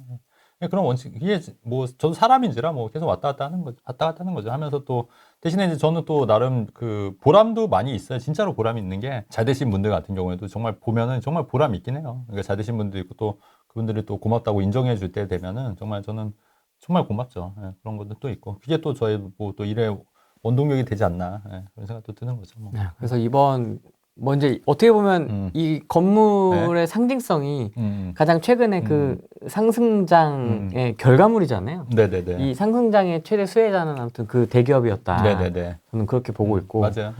이제 페이지 2로 넘어가는 단계다. 이제 새로운 또 상승이 시작이 된다고 보면 이제 하락은 멈췄다고 보면 이제 그 다음 페이지가 이제 다시 또 시작이 되는 거 아닐까. 맞아요. 그래서 이제 다 봤잖아요. 그 건물을 사진을 다 봤기 때문에 이제 또 뭔가 이렇게 재편이 되겠지. 이제 인스타 맞아요. 쪽에서 이제 신생으로 떠오른 라이징 스타들 유튜브로 막 넘어오기 시작할 겁니다, 여러분. 맞아요. 블로그와 이런 데로 넘어와서 이미 많이 넘어왔지. 그런 분들과 기존의 그 이제 성과 같았던 대기업과 저희 같은 잔챙이 자영업. 잔챙이들이 이제 같이 얼기설기 이제 뭉쳐서 떠들 거다. 그래서 여러분들이 잘 판단하셔야 될 것 같다라는 생각이 듭니다. 네. 제가 평촌에 귀인마을 그 현대홈타운을 1년 전에 이제 등기를 친 게 있고요. 요번에 이제 서울에 그 당산의 센트럴 아이파크 28평짜리를 요번에 이제 잔금을 치고 왔어요. 얼마 전에. 매수한 타이밍은 제가 스스로 생각할 때 나쁘지 않았다라고 이제 둘 다 생각을 하는데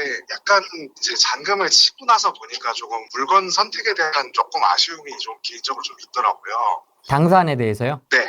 저도 이제 최진권 선생님 영상 정말 즐겨보고 댓글도 한 번씩 달고 하는데 요번에 매수한 물건에 대해서 현금이 한 7.5억 정도 있는 상태에서 이제 전세 9.2억 끼고 이제 매수를 한 것인데 이게 뭐 괜찮은 선택이었는지 그리고 두 번째로는 저희도 일시적 2주택으로 이제 평촌 물건을 이제 정리를 하고 결국은 나중에 최종적으로 조금 더 똘똘한 한 채를 이제 가는 게 이제 맞을 텐데 그때 이제 뭐 3년이나 4년 이후에 이제 수가 될 텐데 그 이후의 수에 대해서는 어떻게 조금 어드바이스 주실 수 있을지 오케이. 여쭤보고 싶습니다. 알겠습니다. 현재 이 당산에 대한 평가도 좀 궁금하고 앞으로의 플랜.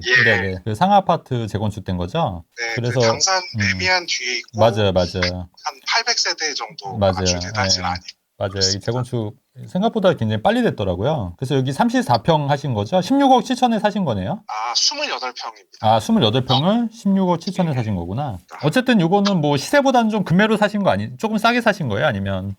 싸지는 않았어요. 저는 왜냐면은 평촌에서 이제 작년 연말에 가계약금을 써서 작년 초에 이제 등기를 쳤는데 그게 조금 그래도 좀 올랐거든요. 매매가 기준으로 한 2억 정도 올라서 잘하셨네. 저는 평촌에서 그래도 조금 이득을 봤으니 제가 이제 현금이 마침 그때 좀 어떻게 좀 생긴 상황이어서 이거로 조금 괜찮은 물건을 갭을 끼고 사고 싶다. 그리고 이게 나름 그 로얄동 로얄층이어서 뭐 싼 가격은 아니다라고 저도 뭐 생각은 했지만 조금은 과감하게 제 딴에는 뭐 이렇게 매수를 했거든요. 제가 말씀드리면 이거 어쨌든 이게 텀이 1년 정도는 지난 거 사신 거죠? 예, 그래서 일시적 2주택 요건은 됩니다. 해당이 되시고 그럼 지금 어디 거주하세요? 그 평촌 기인마을 현대홈타운에 거주하세요? 저는 지금 그 세종에서 세종에서 살고 있고 세종에서 원래는 자가로 이제 살고 있었던 거를 정리하신 거구나. 매도하고 이제 월세로 들어갔어요. 되게 타이밍. 저희 방송 많이 보시죠? 종종 봅니다. 그러니까 이제 전략이 딱 그거죠. 세종에서 정리해서 와. 이제 월세 사시면서 이제 서울 투자하신 거죠, 결론적으로. 서울 투자인데 그 일시적 1세대 2주택을 활용한 내 집 마련 전략 맞죠? 예, 저도 네. 이제 일시적 2주택을 그래도 한 4번 정도 이렇게 해서 네네. 계속 이제 불려가고 있었거든요. 맞아요. 그러다가 이제 네. 원래 그 직전에가 이제 세종 한 채, 울산 한 채 이렇게가 있었는데 네. 그거를 이제 평촌 한 채, 서울 한 채로 이번에 이제 바꾼 거거든요. 그러니까. 작년부터 해서. 맞아요. 그러시면 어쨌든 당산 센트럴 아이파크 괜찮죠. 새 아파트고 어쨌든 뭐 이쪽이 뭐 그쪽이 이제 삼성 내면에서 그 반도 유브라 팰리스까지 그쪽이 다 메인이에요. 사실은 롯데마트 있고 그 옆에 롯데마트 아직도 있나요? 거기? 예, 있습니다. 그 대형 창고형 마트 뭐 이런 걸로 네네. 어쨌든 뭐 당산동 하면 뭐 교통의 요지고 교통도 좋고 뭐 2호선 뭐 9호선도 있고 다 좋고 또 영등포 구청역도 멀지 않고 나쁘지 않은 것 같고요. 어쨌든 요거는 이제 3년 있다가 이제 평촌 기인 마을을 현대홈타운은 이제 정리를 하셔야 되잖아요. 맞습니다. 비과세 받으려면. 그럼 이제 그 임차인이 그 딱 기간이 맞을까요? 그래서 사실 그것도 하나 좀 어드바이스를 구하고 싶은 게 네. 제가 그 평촌의 임차인이 그 반전세로 들어가 있습니다. 5억에 70으로 들어가 있습니다. 네. 그래서 사실 조금 더 싸게 매수할 수 있기도 했었거든요. 왜냐하면 이제 투자금이 많이 들어가니까. 네네. 그 당시 매도인 분이 이게 좀 잘 안 팔리니까 네. 약간 좀 싸게 매도를 하셨어요. 그래서 이제 저는 이제 매수 금액 자체는 이제 괜찮은 가격에 거기도 마찬가지로 뭐 로얄층을 이제 매수를 했는데. 네. 그것을 이제 제 입장에서는 이제 한번 전세로 뭐 전세가가 한 7억 정도가 나오더라고요, 지금 기준으로. 그래서 전세로 한번 바꾼 다음에 이제 매도를 뭐 예를 들어서 동시 진행을 하든 아니면 2년 뒤에 전세로 바꾸든 이렇게 하는 게 이제 제 입장에서 좋은데. 근데 이제 전세가 껴있으면 가격을 많이 못 받으실 거예요. 아무래도. 그러니까 실거주자들이 이제 먼저 이제 사는 경우는 가격이 좀 높아도 되는데, 이제 전세 낀 상태는 이제 당장 입주가 안 되니까, 이제 그러면 원래 그 시세보다는 좀 싸게 내놓으셔야 될 거예요. 근데 저도 이제 그게 제 생각이 맞는지가 조금 고민인 게, 네. 예를 들어서 제가 5억에서 보증금을 7억을 올려받으면은, 네. 물론 뭐 제가 처음에 투자금을 많이 쓴 것을 돌려받는 느낌이기는 하지만, 네. 어쨌거나 2억을 이제 추가로 좀 받지 않습니까? 네네. 그래서 뭐 예를 들어서 한 5천만 원 정도를 매매가를 낮게 받는다고 해도 전세로 반전세로 들어가 있는 거를 전세로 바꾸면서 매도를 하는 게 제 입장에서는 유리할 수 있겠다. 더 좋은 선택 아닌지요? 어차피 그 말도 일리가 있으시고요. 이게 반전세니까 이거를 전세금을 올려서 매수인이 투자금을 좀 최소화시키는 전략으로 하시는 게 어떻겠냐는 말씀이신 거잖아요. 예, 맞습니다. 그게 제 혼자 생각이었는데 그게 맞는지. 그것도 맞으세요. 맞는 방법인데 그러면 이분이 갱신 청구를 써서 7억으로 하겠다는 말씀이신 거예요? 지금 얼마 전에 그 반전세를 한번 갱신을 해서 원래 5억에 70 있던 거를 5.3억에 70으로 지금 올렸습니다. 요번에 2월에 했으면은 이제 2년 계약하셨을 거 아니에요. 맞습니다. 그러면 2027년에 매도 이 사람 이제 갱신권 이제 마무리되고 내보낼 때 그때 매도하신 게 낫지 않으세요? 저도 그렇게 생각을 하고 있는데 만약에 이제 아귀가 맞는다면은 그때 이제 전세 세입자도 같이 구하면서 그런 동시 진행을 하는 게 베스트 아닐까? 그러니까 그거는 이제 맞아요. 그거는 두 가지 동시에 하면 돼요. 근데 제가 볼 때는 전세를 낀 매물보다 실거주를 할 수 있는 매물이 더 잘 나가요. 잘 매도가 돼요. 그렇습니다. 그래서 굳이 전세를 놓지 마시고 그때 이제 그 임대가 끝나갈 쯤에 그냥 매매하시는 게 좋을 것 같고. 네. 그리고 나서 당산 센트럴 아이파크도 이제 2년 그때 되면 이제 2년이 보유가 되는 거니. 맞습니다. 그래서 비과세는 어쨌든 되는 거잖아요. 12억까지는. 맞습니다. 그래서 그때 두 개를 정리하셔서 이제 원하시는 이제 돈을 합쳐서 그때 또 원하시는 아파트로 가시거나 아니면 평촌 기인마을 현대홈타운을 이제 정리가 되시면 또 차익이 남는 거 있지 않습니까? 맞습니다. 네, 그 돈을 당산 센트럴 아이파크랑 또 다른 일시적 1세대 2주택을 활용해서 또 2주택 전략으로 가는 것도 방법이죠, 뭐. 그 12억까지 비과세라는 것이 네. 양도 차익 12억에 대해서 아니에요. 그 매매가액. 네네네. 맞아요. 그러면은 저 같은 경우는 16점 뭐 7억 이렇게 매수를 했으니까 사실 당산 같은 경우는 비과세로 활용하는 거는 이제 근데 그게 또 이게 고가주택은 또 계산식이 좀 다르긴 한데요. 그만큼 또 그 공제되는 만큼이 커서 이것도 사실 굉장히 커요. 금액이. 네네. 그래서 그거는 비과세도 되게 중요해요. 고가 주택도. 네. 왜냐하면 그 초과분에 대해서도 그 비율만큼 깎아주는 거기 때문에. 그래서 저는 평촌까지는 네. 뭐 이제 10억 내외였으니까. 이건 전액 비과세 되는 거죠. 계속 일시적 2주택을 이제 저도 몇 차례 이제 활용을 했었는데 당산 주택을 매입을 하면서는 이제 일시적 2주택은 이제 끝났구나 이렇게 생각을 그 말도 했었는데. 맞아요. 좋은 지적이신데 그러면 이제 이거를 정리해서 이제 똘똘한 채로 이제 내 집 마련 계속 세종에서 거주하실 건 아니잖아요. 근데 저는 현재로서는 뭐 당분간은 옮길 일이 큰 이유가 있지는 않아요. 지금 직장이 뭐 지금 뭐 9년째 이제 근속하고 있고 특별히 옮길 것 같은 이유는 없습니다. 그래도 그 두 채를 팔아서 정리가 되시면 뭐 어디 최종적으로 가고 싶은 데가 있으세요? 올림픽 3총사 중에 그 시점에 자금 여력이 되는 것을 하고 싶다 이런 개인적인 생각이 있는데 그 부분에 대해서는 어떻게? 너무 좋은 전략이세요. 너무 좋은 전략이시고 그렇게 된다고 하면은 이제 그 사실 비과세 일시적 1세대 2주택 비과세는 사실은 6억에 사서 12억에 파는 게 최고예요. 그렇죠.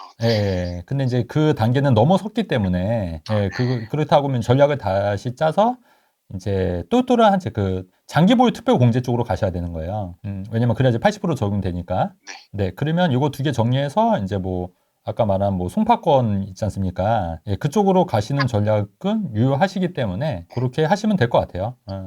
그리고 또 송파구가 조정 지역이다 보니까 실거주를 해야 되는 그렇죠. 그런 이슈가 제 입장에서는 이제 직장이 이제 타지다 보니까 그런 이슈가 있는데 그런 부분은 예를 들어서 뭐 정말 베스트 케이스로 그 집들이 이제 재건축이 된 다음에 실거주를 해도 그건 상관없습니다. 그거는 2년 거주하시면 되고. 2년 거주. 그런데 이제 장기 보유 특별 공제는 어쨌든 10년을 거주해야지 이제 10년 거주 10년 보유를 하셔야지 80% 공제되기 때문에 그러니까 오래 사셔야 돼요. 그렇군요. 네네. 그러니까 오래 살 수 있는 집을 해야 될 것 같고요. 그 부분은 너무 많이 남은 얘기라서 맞아요. 지금 당장 고민할 필요 없는 게 또 나중에 뭐 조정 지역이 바뀔 수도 있는 거고 하니까. 네, 그렇겠네요. 네네. 그렇게 어쨌든 잘 사신 것 같으세요. 감사합니다. 네네. 근데 선생님 여기 당산 센트럴 아이파크 요걸 어떻게 여기에 매수를 하시게 되셨어요? 일단은 제가 아까 말씀드린 현금 수준에서 다른 지역도 많지 않습니까? 네, 맞습니다. 근데 이제 일단은 제가 뭐 지방에 있다 보니까 세를 주고 했을 때 제가 울산에 세를 줬을 때 조금 이렇게 오래된 집을 샀더니 좀 이렇게 뭐 보일러도 갈고 뭐 이제 로프 코킹해서 이제 누수도 맞고 이런 거가 되게 많더라고요. 그래서 가급적이면 조금 신축 중에서 좀 했으면 좋겠다라는 생각이 일단 있었고, 그리고 뭐 조금 뭐 떨어지기는 하지만 그래도 이제 당산이 어떻게 보면은 요새 많이 언급되는 그 한강 벨트의 한 끝자락 정도라도 되지 않을까 이런 생각을 해서 그리고 뭐 이제 거주 환경이나 이런 거에 비해서 이 정도면은 뭐 리즈너블한 금액 아닌가 생각을 했습니다. 엄청 합리적이신 것 같고, 아무튼 아니면 저는 할 얘기 다 했어요. 선생님 근데 지금 낮인데 어디를 운전해서 가고 계세요? 잠깐 볼 일이 있어서 나왔습니다. 네. 농땡이. 알겠습니다, 선생님. 여기까지 하겠습니다. 감사합니다. 네, 고맙습니다. 이분은 제가 항상 얘기하는 거를 되게 정석대로 하시는 것 같아요. 일단은 신축에 일시적 1세대 2주택을 활용한 내 집 마련 전략이고, 이제 지방보다는 이제 서울 수도권으로 오자는 주장이고, 그다음에 이제 이게 항상 핵심 지역을 가려면 한 단계 이제 도약 단계가 필요하다. 그게 이제 평촌 귀인 현대홈타운이 됐던 거죠. 브릿지 역할을 하는 중간 단계. 갔다가 이제 서울하고 또 요거 두 개를 정리해서 또 다른 상급지로 갈 수 있는 전략을 한 거죠. 그러니까 또 새 아파트. 그렇죠. 완전 그 정석대로 간 거예요. 정석대로. 이게 이제 정석인 거죠. 정석대로. 그래서 아마 저희 방송을 많이 좀 그러니까 본인도 이제 물론 리저너블하게 이제 생각했겠지만 또 저희 방송도 많이 영향을 끼치지 않았을까. 그러네요. 개인적으로 스타일이 좀 비슷합니다. 그러니까 저도 깜짝 놀랐어요. 퐁당. 근데 사실 이게 제일 정석이에요. 진짜 정석이기 때문에 요거대로 이제 가지 않았을까 이제 말씀을 드리는 거죠. 1가구 2주택 상태고요. 분당 파크타운이요. 파크타운을 2011년 한 1월쯤에 매수를 해가지고 한 7년 정도 거주를 했고 지금까지 보유하고 있어요. 48평 이고 그거는 공동명의로 부부 공동명의로 되어 있고요. 예, 음마 아파트를 지금 단독 명의로 가지고 있어요. 네. 그래서 근데 이게 아무래도 다주택자 규제들도 있고 막 이렇다 보니까 최준권 선생님께서 음마도 잘 아시는 것 같아서 예. 이게 사업 시행인가인가 그때 어떤 특례 뭐 이런 거 있는 대체주택 특례 뭐 이런 것도 있는 것 같고 그래서 네. 어떻게 해야 되는지 제가 잘 모르겠어서 뭐를 어떻게 해야 되는지 세금적인 문제면 예, 제가 이제 말씀드릴게요. 네. 지금 그 파크타운에 거주 중이세요? 아니에요. 음마 아파트를 들어와가지고 이게 키우면서 거주하고 있고 네. 이거는 34평을 가지고 있어요. 네. 그래서 들어오면서 내부는 많이 고쳐가지고 괜찮은데 이거를 계속 보유하고 있을 생각이긴 했는데 다른 데가 또 많이 뛰기도 하고 그리고 다주택자 규제 때문에 한 몇 년간은 세금이 엄청 많이 나왔어요. 아무래도 음마가 제 단독 명의다 보니까 세금도 되게 많이 나오고 그래가지고 고민하고 있었어요. 네. 그 분당 파크타운은 근데 어쨌든 요거는 이제 일시적 1세대 2주택은 안 되시는 거죠? 네, 그때 그 매도를 할까 했었는데 세입자가 안 나가겠다고 만 2년이 다 됐는데 안 나가겠다고 막 집을 안 보여주는 바람에 매도를 못했어요. 그래서 어떻게 그렇게 막 뭔가 법안이 꼬이다 보니까 그때 매도할 타이밍도 놓쳤고 또 저희도 그거를 투자로 산 집이 아니라 저희가 오랫동안 보유하고 거주했던 집이라서 분당은 아이 키우면서 유치원 때 들어가서 초등학교 6학년 때까지 있었던 거거든요. 그래서 이걸 어떻게 해야 되는지 조금 고민이 되고 이 두 개를 합쳐가지고 조금 더 다른 지역으로 가야 되는지 아니면 사업 시행인가 그때까지 좀 기다렸다가 대체주택 특례 같은 거를 활용해야 되는지 조금 고민스러워서요. 네네, 말씀드릴게요. 아까 그 대체주택 비과세 같은 경우에 사업 시행 인가 이후에 이제 내가 이제 살 집을 사셔서 1년을 거주하시더라도 그 집을 나중에 처분하게 되면 비과세를 해주겠다는 얘기예요. 그러니까 쉽게 말하면 이제 사업 시행 인가가 났으니 나중에 그 집이 재건축 되는 데까지 시간이 걸리니까 말 그대로 대체주택을 취득하고 1년만 거주하면은 그 주택도 비과세를 해주겠다는 얘기인 거잖아요. 그렇게 되고 다만 그 조건이 대체주택을 그러니까 사업시행 인가 이후에 사셔야 되고 대체주택을 사서 1년 거주를 하셔야 되고 그 다음에 나중에 이게 음마가 이제 재건축이 완료가 되면 거기서도 1년을 또 거주하셔야 돼요.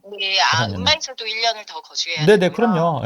그 거주가 안 되면 이게 음마가 제 단독 명의고 그 분당 같은 경우에는 공동 명의잖아요. 근데 저희가 대체주택을 하게 되면 제가 좀 찾아봤더니 그거를 예를 들어서 이제 공동 명의로 사도 그거는 상관없으세요. 상관없어요. 왜냐면 그거는 우리나라는 이제 세대 합가 기준이에요. 네네네. 중국과 달리 우리나라는 중국인들과 달리 우리는 세대 합가거든요. 네네네네. 중국인들은 개인인데 네네네. 우리나라는 세대가 세대 합가예요. 다시 돌아오세요, 빨리. 알았어. 다시 부동산으로. 그래서 이거 분당 파크타운은 양도 차익이 얼마나 되실까요? 아직 계속 법안이 바뀌니까 제가 양도세 중과는 안 되시는데. 중과는 지금은 유예돼 있는 상태잖아요. 근데 세입자가 내년 7월이 2년째예요. 그러면 그 상태에서도 매도할 수 있는 건지 요즘 계속 법안이 계속 바뀌다 보니까 매도하실 수 있으세요. 그 사람 제가 매도를 하면 그 새 주인이 들어올 수 없는 건가요? 아니요, 들어올 수 있으세요. 그 6개월에서 2개월 전에만 그 잔금을 하면은. 6개월에서 2개월 전에만 제가 빨리 좀 미리 이렇게 집을 내놓고 매도를 하면 들어올 수 있는 거예요. 그렇죠. 계속 법이 바뀌니까 맞아요. 영원히 4년째까지 못 팔면 그 대체주택 특례 기간을 넘어가겠다 이런 생각이 들더라고요. 그렇죠. 그랬는데 그거 상관없이 미리 내놓으면 된다는 거죠. 그렇죠. 먼저 명의 변경하시고 하면 돼요. 그게 원래 6개월이었는데 최근에 판례가 2개월도 가능하다고 이렇게 판례 나온 게 있어요. 그래서 제가 월세를 또 받고 있는 게 있었는데요. 강남 쪽에. 그러면 3주택인데? 어디? 그거는 주택이 아니라 사무실 같은. 사무실? 상가에서 월세를 받고 있는 게 있었는데 그거를 좀 합치던지 해가지고 대체주택을 사야 되는 건지 이렇게 상급지나 여기 저희 거주 지역 인근에 어디를 사서 이따가 그래도 또 음마가 재건축되면 들어올라 그러면 그게 또 빨리 팔려야 되잖아요. 아니요. 잘 그게 팔리지 않는 지역에 그 대체주택은 입주하시고 3년 이내만 팔면 돼요. 대체주택은. 그래요? 네네네. 그래서 어느 쪽 지역을 잘 봐야 되는지도 모르겠고 이래가지고 네네. 네, 제가 정리해 드릴게요. 네네. 그러니까 분당 파크타운은 2011년에 매수했으면 그래도 양도차익이 좀 크실 것 같은데 얼마나 되셨을까요? 지금 저희는 9억에 매수해서 그게 지금 호가는 나와 있는 게 로얄동 로얄층이긴 한데 네? 21억에 나와 있는 것 같기는 해요. 근데 실제로 분당까지 지금 이 약간 강남 불장이잖아요. 네. 그런데 분당까지는 많이 이렇게 막 매수가 막 활발하고 그런 것 같지는 않아서 네. 한 20억까지 보면 되지 않나 네. 그런 그러니까 생각도 들고. 그럼 20억에 팔면 양도세가 한 11억 정도 되시니까 네네. 혹시 양도세 계산해 보셨어요? 아직 계산 못했어요. 제가 볼 때는 그래도 한 30% 정도 나올 것 같아요. 한 3억, 2억에서 한 3억 정도 나올 것 같거든요. 이제. 예전에 해봤을 때는 그런 것 같더라고요. 맞아요. 그러니까 대충 한 요 정도 이제 그건 세무사랑 한번 있는데 사시는 거고. 네. 그래도 어쨌든 이거를 팔면은 뭐 2억만 잡아도 한 9억 정도가 이제 플러스 되는 거니까. 근데 여기서 또 9억에 또 자기가 들어간 돈이 있으시니까. 네네. 그것까지 합치면 또 적지 않은 금액이 되실 거 아니에요, 그죠? 네네네. 예, 그래서 그럼 이제 사업시행 인가가 난 이후에 대체주택을 해서 사는 거는 저는 되게 좋은 전략인 것 같고요. 네네. 예, 그래서 뭐 어차피 학군이 거기 있으니까 인근에 사시는 것도 저는 괜찮다고 봐요. 인근에. 예. 아이가 입시는 이제 거의 이제 끝나가가지고. 그러면 조금 범위가 넓어질 수도 있겠네요. 네, 내년쯤에 만약에 저희가 움직이게 되면 내년 7월이 만기니까 움직이게 되면 아이가 N수를 지금 좀 하고 있어서 이미 어디는 붙어놓은 상태라서 그냥 조금 범위는 조금 꼭 여기 대치동에 있어야 되는 졸업은 이미 했으니까 네. 네, 가능한 상태예요. 네. 목소리가 되게 젊으신데. 선생님 연세가 어떻게 되십니까? 50세예요. 50세. 그래요? 근데 아니 말을 되게 조리 있게 하셔가지고. 아니에요. 네. 아니 근데 진짜 강남에서는 몽클레어를 요새 다 내다 버리고 있습니까? 실제로는 어떻습니까? 하도 이렇게 실제로요? 말들이 많아가지고 실제 강남 어머니께서 좀 답변해 주시면 좋을 것 같습니다. 몽클레어요? 네. 몽클레어도 많이 있고 최진권 선생님도 아시다시피 근데 대치동은 엄마들이 이제 정장을 입고 아이들 학원 데리고 다니고 막 그러기가 좀 이렇게 좀 번거롭잖아요. 예. 키우면서. 그러니까 패딩을 많이 입는데 몽클레어는 사실 조금 몇 년 지난 거 아닌가 싶어요. 다른 걸 또 입으시는군요. 네. 분당 살 때 오히려 분당 살 때 저 같은 경우도 몽클레어를 그때 한참 막 들어왔을 때 샀던 것 같고요. 예. 지금은 엄마들이 꼭 몽클레어를 입는 것 같지는 않아요. 그럼 뭘 입습니까 주로? 다른 패딩 좀 많이 입고 그러시는 것 같아요. 네. 그리고 여기가 아무래도 수지 씨는 이렇게 차 라이드 하면서 차 안에서 뭐 드시고 막 이런 장면 나왔잖아요. 예. 다른 연예인 분들도. 근데 여기는 사실 거주를 하다 보면 거주하는 이유가 라이드를 좀 안 하려고 이사를 오다 보니까 그래서 내부를 사실 음마 같은 경우도 구조를 많이 고치고 제가 디자인도 하고 디자인 팀하고도 상의를 해서 내부를 사실은 굉장히 많이 고치고 들어오니까 실거주는 사실 그 신축 못지않게 되게 좋은 상태가 됐고 이 샤시만 바꿔도 음마가 너무 더워요 집이. 그 정도로? 중앙 난방인데 되게 덥고 이게 난방이 잘 되다 보니까 오히려 여름에도 반팔을 입고 생활을 해야 되고 좀 관리비는 근데 4,000세대가 넘어가다 보니까 좀 적게 나오고 장점이 되게 나름대로는 있긴 있어요. 주차 부분은 동마다 조금 다른 것 같고요. 어떤 동은 조금 불편하고 어떤 동은 그거보다는 좀 여유 있고 이런 상태인 것 같아요. 제가 좀 아이를 여기서 중고등학교를 다 여기서 보냈는데요. 네, 그런 부분이 실거주는 내부를 좀 많이 수리를 하면 할만한 것 같긴 해요. 맞아요. 관리비 면에서도 제가 분당에 48평에 살 때보다 관리비도 여기가 더 적게 나오고 물론 평당 관리비가 있긴 한데 여기가 이 정도로 반팔을 입고 생활할 정도인지 제가 잘 몰랐는데 되게 아파트가 나름 장점이 있더라고요. 그다음에 학원들 바로 앞에 있기 맞아요. 때문에 네.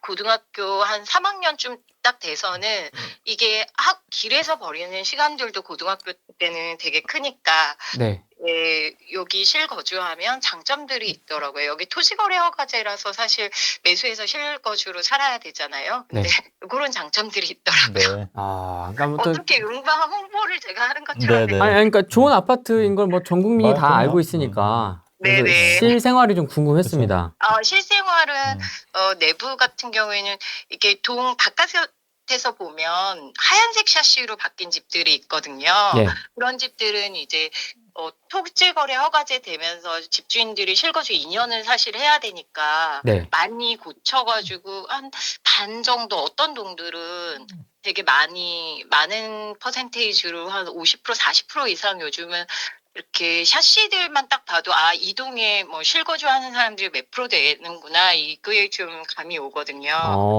예, 그렇더라고요. 예. 제가 좀 첨언을 드리면 네. 저는 만약에 재건축 되면 한 5, 60억 간다고 봐요.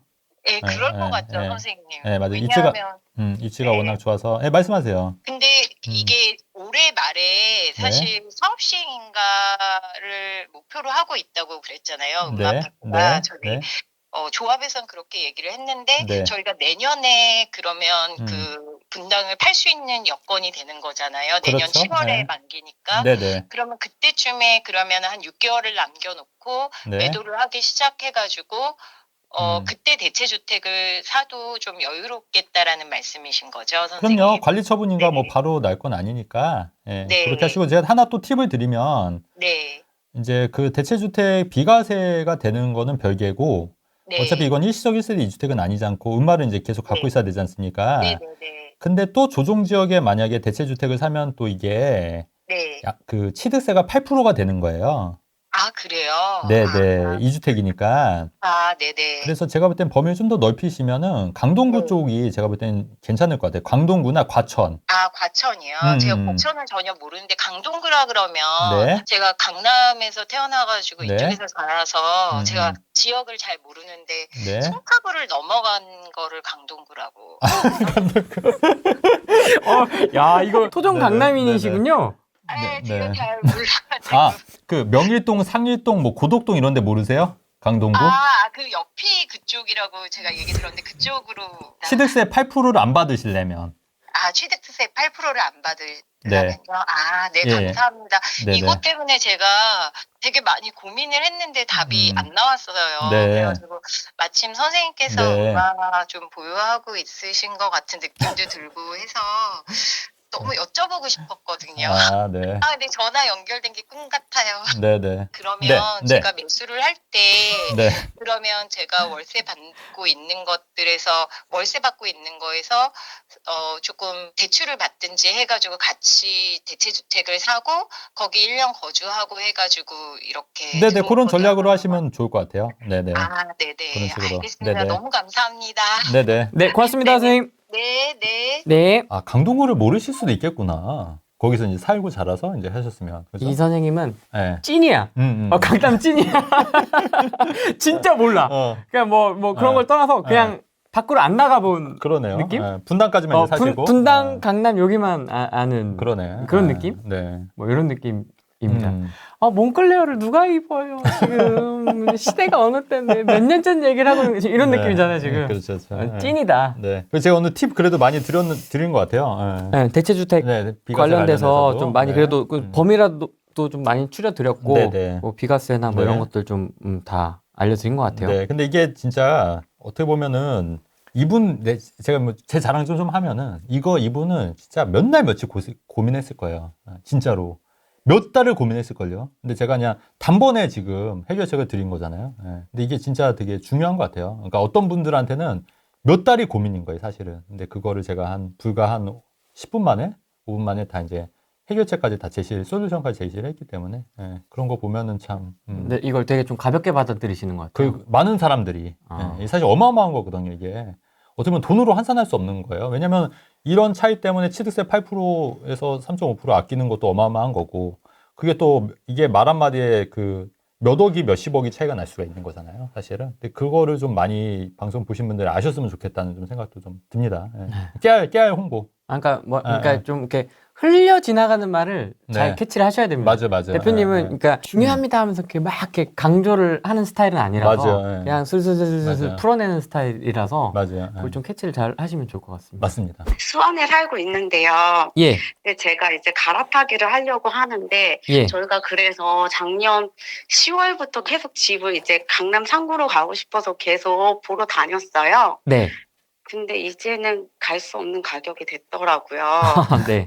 네, 그래서 이거를 그러면 다른 지역으로 턴을 해서 가야 되는 건지. 네. 네, 그게 너무 궁금해서 아니면 어떻게든 강남 상구를 들어가야 되는 건지. 네. 네, 그게 너무 궁금해요. 뭐 자금이나 이런 게 맞아요. 이거는 사실은 자금이나 이제 현재 컨디션을 제가 모르니까 네네네. 뭐 어떻게 조언을 드릴 수 없네. 그럼 현재 수원에 거주하신 건 여기 자가로 보유하고 계신 거예요? 네네, 맞아요. 네, 근데 저희가 그 왜 집을 계속 보러 다니면서 못 샀냐면 지금 집이 안 팔려가지고. 안 팔리시니까. 네, 맞아요. 그래서 가격만 제가 계속 내리고 있는데 이제 사람들이 보러 오지를 않는다고 하더라고요. 그러시구나. 이쪽 지역은. 네. 그럼 만약에 팔고 다 정리되시면 순자산이 한 어느 정도, 현금은 얼마 정도 보유가 되실까요? 네, 저희가 그래서 이제 다 끌고 이제 다 계산을 해보니까 9억 정도 되더라고요. 9억. 그러면 9억으로 강남 사시기엔 조금 그냥 전세 끼고 사실 정도? 네네. 그래서 그런 것도 생각을 했는데 이제는 전세를 끼고도 살 수 없는 가격이더라고요. 맞아요. 그러면 만약 전세 끼고 사시면 어디서 거주하시려고요? 저희는 그러면 이쪽에서 네? 다시 거주를 이쪽 수원에서 해야 되나? 저희가 아이들이 있거든요. 수원에 월세로? 네네네, 맞아요. 월세로? 네. 그러면 눈높이를 좀 낮추셔야 될 것 같은데. 그러니까 이제 이거는 한 번에 가시기에는 조금 제가 볼 땐 무리인 것 같고요. 네네. 이제 한번 이렇게 아까 말씀드렸듯이 아까 귀인마을 현동타운 했다가 서울 오신 것처럼 네네. 그렇게 좀 약간 징검다리 전략으로 가셔야 될 것 같아요. 저라면 지금 현재로서는 저는 이제 강남권에 재건축 단지들이 아직 좀 눌려 있는 데들이 있어요. 네네. 그러니까 이제 강남 핵심 지역은 아니지만 네네. 그러니까 재건축돼서 나중에 이제 새 아파트가 될 지역들. 그런 데는 제가 볼 때 9억으로 뭐 여차하면은 가능하실 것 같거든요. 그래요? 네, 그렇게 하시고, 그러니까 그렇게 해서 한 채로 가시거나 아니면 이제 한 채 사고 일시적 1세대 2주택으로 가시거나. 근데 그거보다는 그냥 한 채로 네네. 강남권 재건축 단지로 가서 비비시는 게 좋을 것 같아요. 그래요? 네네네. 그거보다는 네네. 성향이 아마 그게 더 맞으실 것 같거든요. 네, 맞아요. 그래서 그러면 네, 그러면 저희가 이제 다시 그쪽, 그러니까 송파도 보니까요. 송파 쪽도 잠실이 굉장히 비싸고 좀 옆으로 이제 갈수록 조금 싸지더라고요. 맞아요. 네, 그래서 이게 송파의 끝자락이라고 제가 해야 되는 건지. 저는 그게 맞다고 봐요. 그래요? 네네. 네, 이것 때문에 제가 굉장히 이게 몇 날 며칠 끝자락 중에 재건축 단지를 찾아보세요. 그것도 답이 될 수 있는 게 맞죠. 저희가 사실 지금 그걸 보고 있거든요. 네네네, 맞아요. 네네네. 제가 힌트 많이 드렸어요. 네, 그럼 그 선택도 옳은 게 맞는 거죠? 맞습니다. 네. 네, 감사합니다. 네, 그러면 이번 주부터 다시 찾으러 다니겠습니다. 네, 해결되셨어요? 네네. 정말 시원하게 됐어요. 그게 진짜 큰 고민이었거든요. 네네. 감사합니다. 네, 감사합니다. 네, 고맙습니다. 네, 감사합니다. 네. 10월부터 고민한 거를 10분 만에 해결해 10분 만에. 10분 만에 해결했어요. 근데 이제 제가 생각하는 또 대랑 본인 생각은 좀 다를 수는 있어요. 그럴 수는 있죠. 다를 수는 있는데 어쨌든 큰 흐름에서는 맥락을 알려드리는 그렇죠. 찍어드리는 게 아니고. 그렇죠. 제가 그거는 할 수가 없는 거니까. 근데 이제 그거는 이제 그렇게 된다. 만약에 개인적으로 상담 신청하시면 제가 좀 그런 단지들도 좀 말씀드릴 수는 있어요. 근데 방송이기 때문에 이제 섣불리 상품장에서는 안 될 것 같습니다. 얘기하면 안 될 것 같아서. 잠원동의 신화아파트 나홀로 아파트를 제가 엄마인데 엄마 95%하고 아들 5%를 가지고 있고요. 그걸 18년도에 매수를 했고 24년 12월에 아들 단독 명의로 강동구 성내동에 있는 성안 청구 아파트를 매수를 했어요. 근데 이제 저희가 고민이 이제 막 강동구에 있는 아파트를 샀기 때문에 나중에 이제 아이가 지금 28살이거든요. 그래서 결혼하고 이제 살 집으로도 샀지만 네. 이걸 조금씩 모아서 더 상급지로 가려고 샀거든요. 예. 근데 항상 저희 이게 5% 있는 그 지분 때문에 예. 강동구를 선택을 했어요. 좀 더 가까운 데로. 예. 이 타 지역은 그러니까 안쪽으로 들어오고 싶어도 아무리 작은 걸로 안쪽으로 들어오고 싶어도 취득세가 맞아요. 중과가 되기 네, 때문에 맞아요. 그래서 그때 처음에 18년도에 집을 살 때는 좋은 의미로 사는데 돈이 네네. 너무 부족한 데다가 25살밖에 안 돼서 네. 일부러 5%의 지분만 하고 조금씩 여유 될 때마다 지분을 넘겨야겠다 했는데 막상 집을 얘가 돈이 모여서 어느 정도 살려고 보니까 취득세가 맞아요. 중과가 항상 걸리더라고요. 맞아요. 그래서 이 5%를 차라리 네. 엄마인 제가 사버리고 얘한테 없애고 네. 성내동에 있는 아파트를 이제 작년 말에 샀기 때문에 좀 장기로 4년에서 전세가 24년 6월에 새로운 전세로 들어왔거든요. 그래서 전세를 끼고 샀어요. 네. 예. 예, 그래서 앞으로 최소 4년 후에 매도를 하더라도 이제 그 정도로 전망을 하고 있어요. 예. 예, 그때 돼서 뭐 취득세, 양도세 어떻게 될지 모르지만 네. 아무래도 이 5%가 이렇게 약간 발목 잡는 맞아요. 느낌이어서 맞아요. 네. 이거를 아예 엄마가 사버리는 게 나을지 아니면은 저희 아이는 여기 입지가 너무 좋다고 잠원동 지금 살고 있는 데가 예. 너무 편하고 얘가 태어나서부터 계속 여기 반포랑 잠원동에서만 살았거든요. 네. 그래서 여기를 떠나고 싶어 하지를 않아서 걔의 뜻은 뭐 이제 다른 타 지역 아파트를 굴리면서 거기서 팔고 그걸로 여기 지분을 조금씩 사는 게 어떻겠냐고 이제 걔 생각은 그래요. 그럼 네. 취득세, 양도세가 중과될 거라서 이 부분에 대해서 좀 여쭤보고 싶었어요. 항상. 네, 말씀드리겠습니다. 일단은 그 아드님이 5%가 있는 거, 그러니까 단 1%만 있어도 양도세가 비과세가 안 되세요. 다른 데가. 네네. 그래서 나중에 그게 이제 세금이 많이 나오시거든요. 비과세가 네. 되냐 안 되냐에 따라서. 네네. 그래서 그 전략은 아드님 얘기보다는 잘 네. 모르셔서 이제 그런 것 같고. 네. 그 말씀하신 대로 그 5% 이거를 이제 이게 애물단지가 된 거죠, 일종의. 네, 그렇게 그래서 됐어요. 그래서 요거를 이제 나중에 비과세나 취득세를 이제 좀 더 감면을 받으시려면은 이 지분을 네. 없애는 게 맞아요. 아, 네. 예. 그래서 그거는 이제 대신에 이제 이 지분을 다시 넘겨받게 되면은 또 거기에 대한 뭐 증여취득세, 증여를 하게 되면 증여취득세가 네, 되는 거고. 증여취득세율이 있고 따로 있더라고요. 네네, 맞아요. 그게 3.5%거든요. 네. 예, 그거를 하시거나 아니면 그냥 일반 매매로 하면 일반 취득세. 근데 일반 매매가 더 좀 저렴한, 그러니까 그거는 이제 따져보시고 일반으로 매매를 할지 뭐 일반 증여. 매매할지 네. 증여할지는 예, 그때 네네. 시세에 맞춰서. 그렇죠, 네. 그렇죠. 예, 그건 이제 따져보셔서 넘겨받고 아드님은 네. 이제 비과세라든가 뭐 일시적 1세대 2주택 전략 이게 다 안 막히는 거예요. 그러면. 네, 막혀요. 네, 그래서 그런 부분을 이해하게 해주시고 이해하게 해서 네, 그거는 네. 넘겨받는 게 맞으신 것 같거든요. 이거는 어머님 그렇죠. 말씀이 맞아요. 예. 네, 그 5%가 계속 이렇게 발목을 잡아서 취향득세 곤란하고 5%를 넘기는 게 맞겠군요. 네네. 네, 알겠습니다. 네네. 최진원 대표님 영상은 항상 늘 챙겨보고 있어요. 네, 감사합니다. 네. 감사합니다. 네. 네, 고맙습니다, 선생님. 네. 네. 네. 제가 이제 설명을 조금 더 부연 설명을 드리면 이제 시청자분들 위해서 부연 설명 드리면 이제 그 잠원동에 있는 아파트가 95%가 어머니고 5%가 아들이잖아요. 예.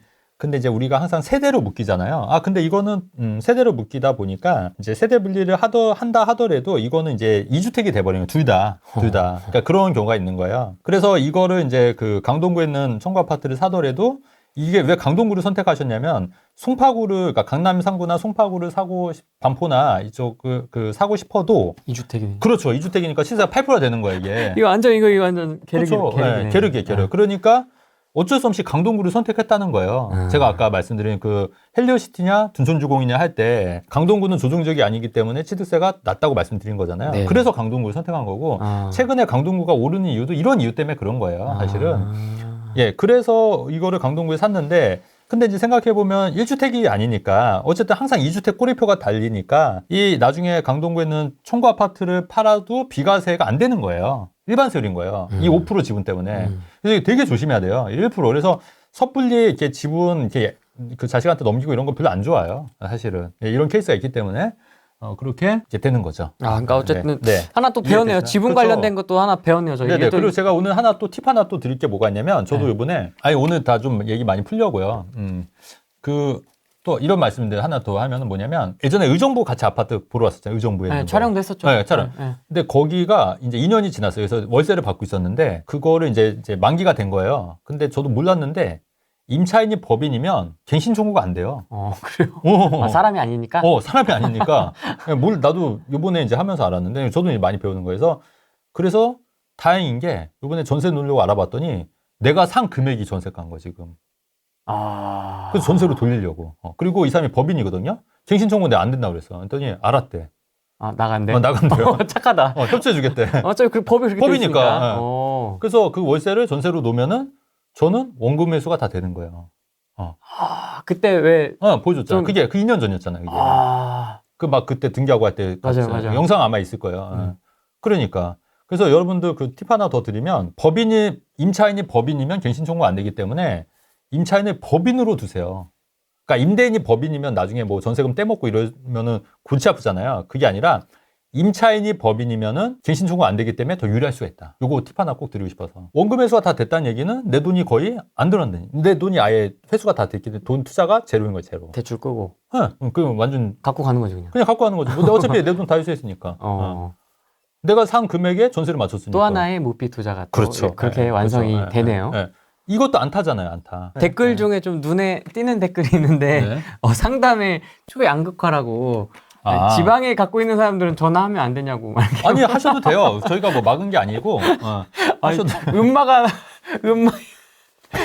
파크타운 얘기 나오고 잠원동 얘기 나오는데 어떻게 지금 그러네. 하냐 뭐 이런 느낌이신 것 같아요. 그렇죠. 근데 전화하셔도 됩니다. 상관없습니다. 상관없어요. 저희는 오히려 저도 이제 보람을 느끼는 게 이제 여유가 있으신 분들이 자산을 불리는 것도 뭐 보람이 있기도 하지만 또 이제 시드가 많고 적은데도 불구하고 이 자산을 차곡차곡 불리는데 어떻게 해야 될지 모르는 사람들한테 좀 조언을 드리는 것도 굉장히 더 큰 보람이 있다고 봐요, 저는. 그렇기 때문에 다음에 오늘은 이제 좀 많이 했기 때문에 오늘 말고 다음에 이제 전화를 주시면 좋을 것 같다는 생각이 듭니다. 그 옹기는 이제 차츰차츰 퍼질 거다. 그게 이제 뭐 서울이냐 수도권으로 이제 차츰차츰 퍼질 거고 지방과 서울, 수도권, 강남에 양극화는 정책이 뭔가가 나오지 않는 한 더 벌어질 거다. 근데 지금 최근에 지방에 뭐 대출 규제를 푼다 뭐 이런 얘기인데 그것만 갖고는 해결 안 된다. 그런 말씀 드리는 거고 지금 이제 눈치채셨겠지만 이미 세종에 계신 분들도 울산에 있는 거 팔고 서울 수도권으로 갈아타고 있다. 이게 지금 트렌드다.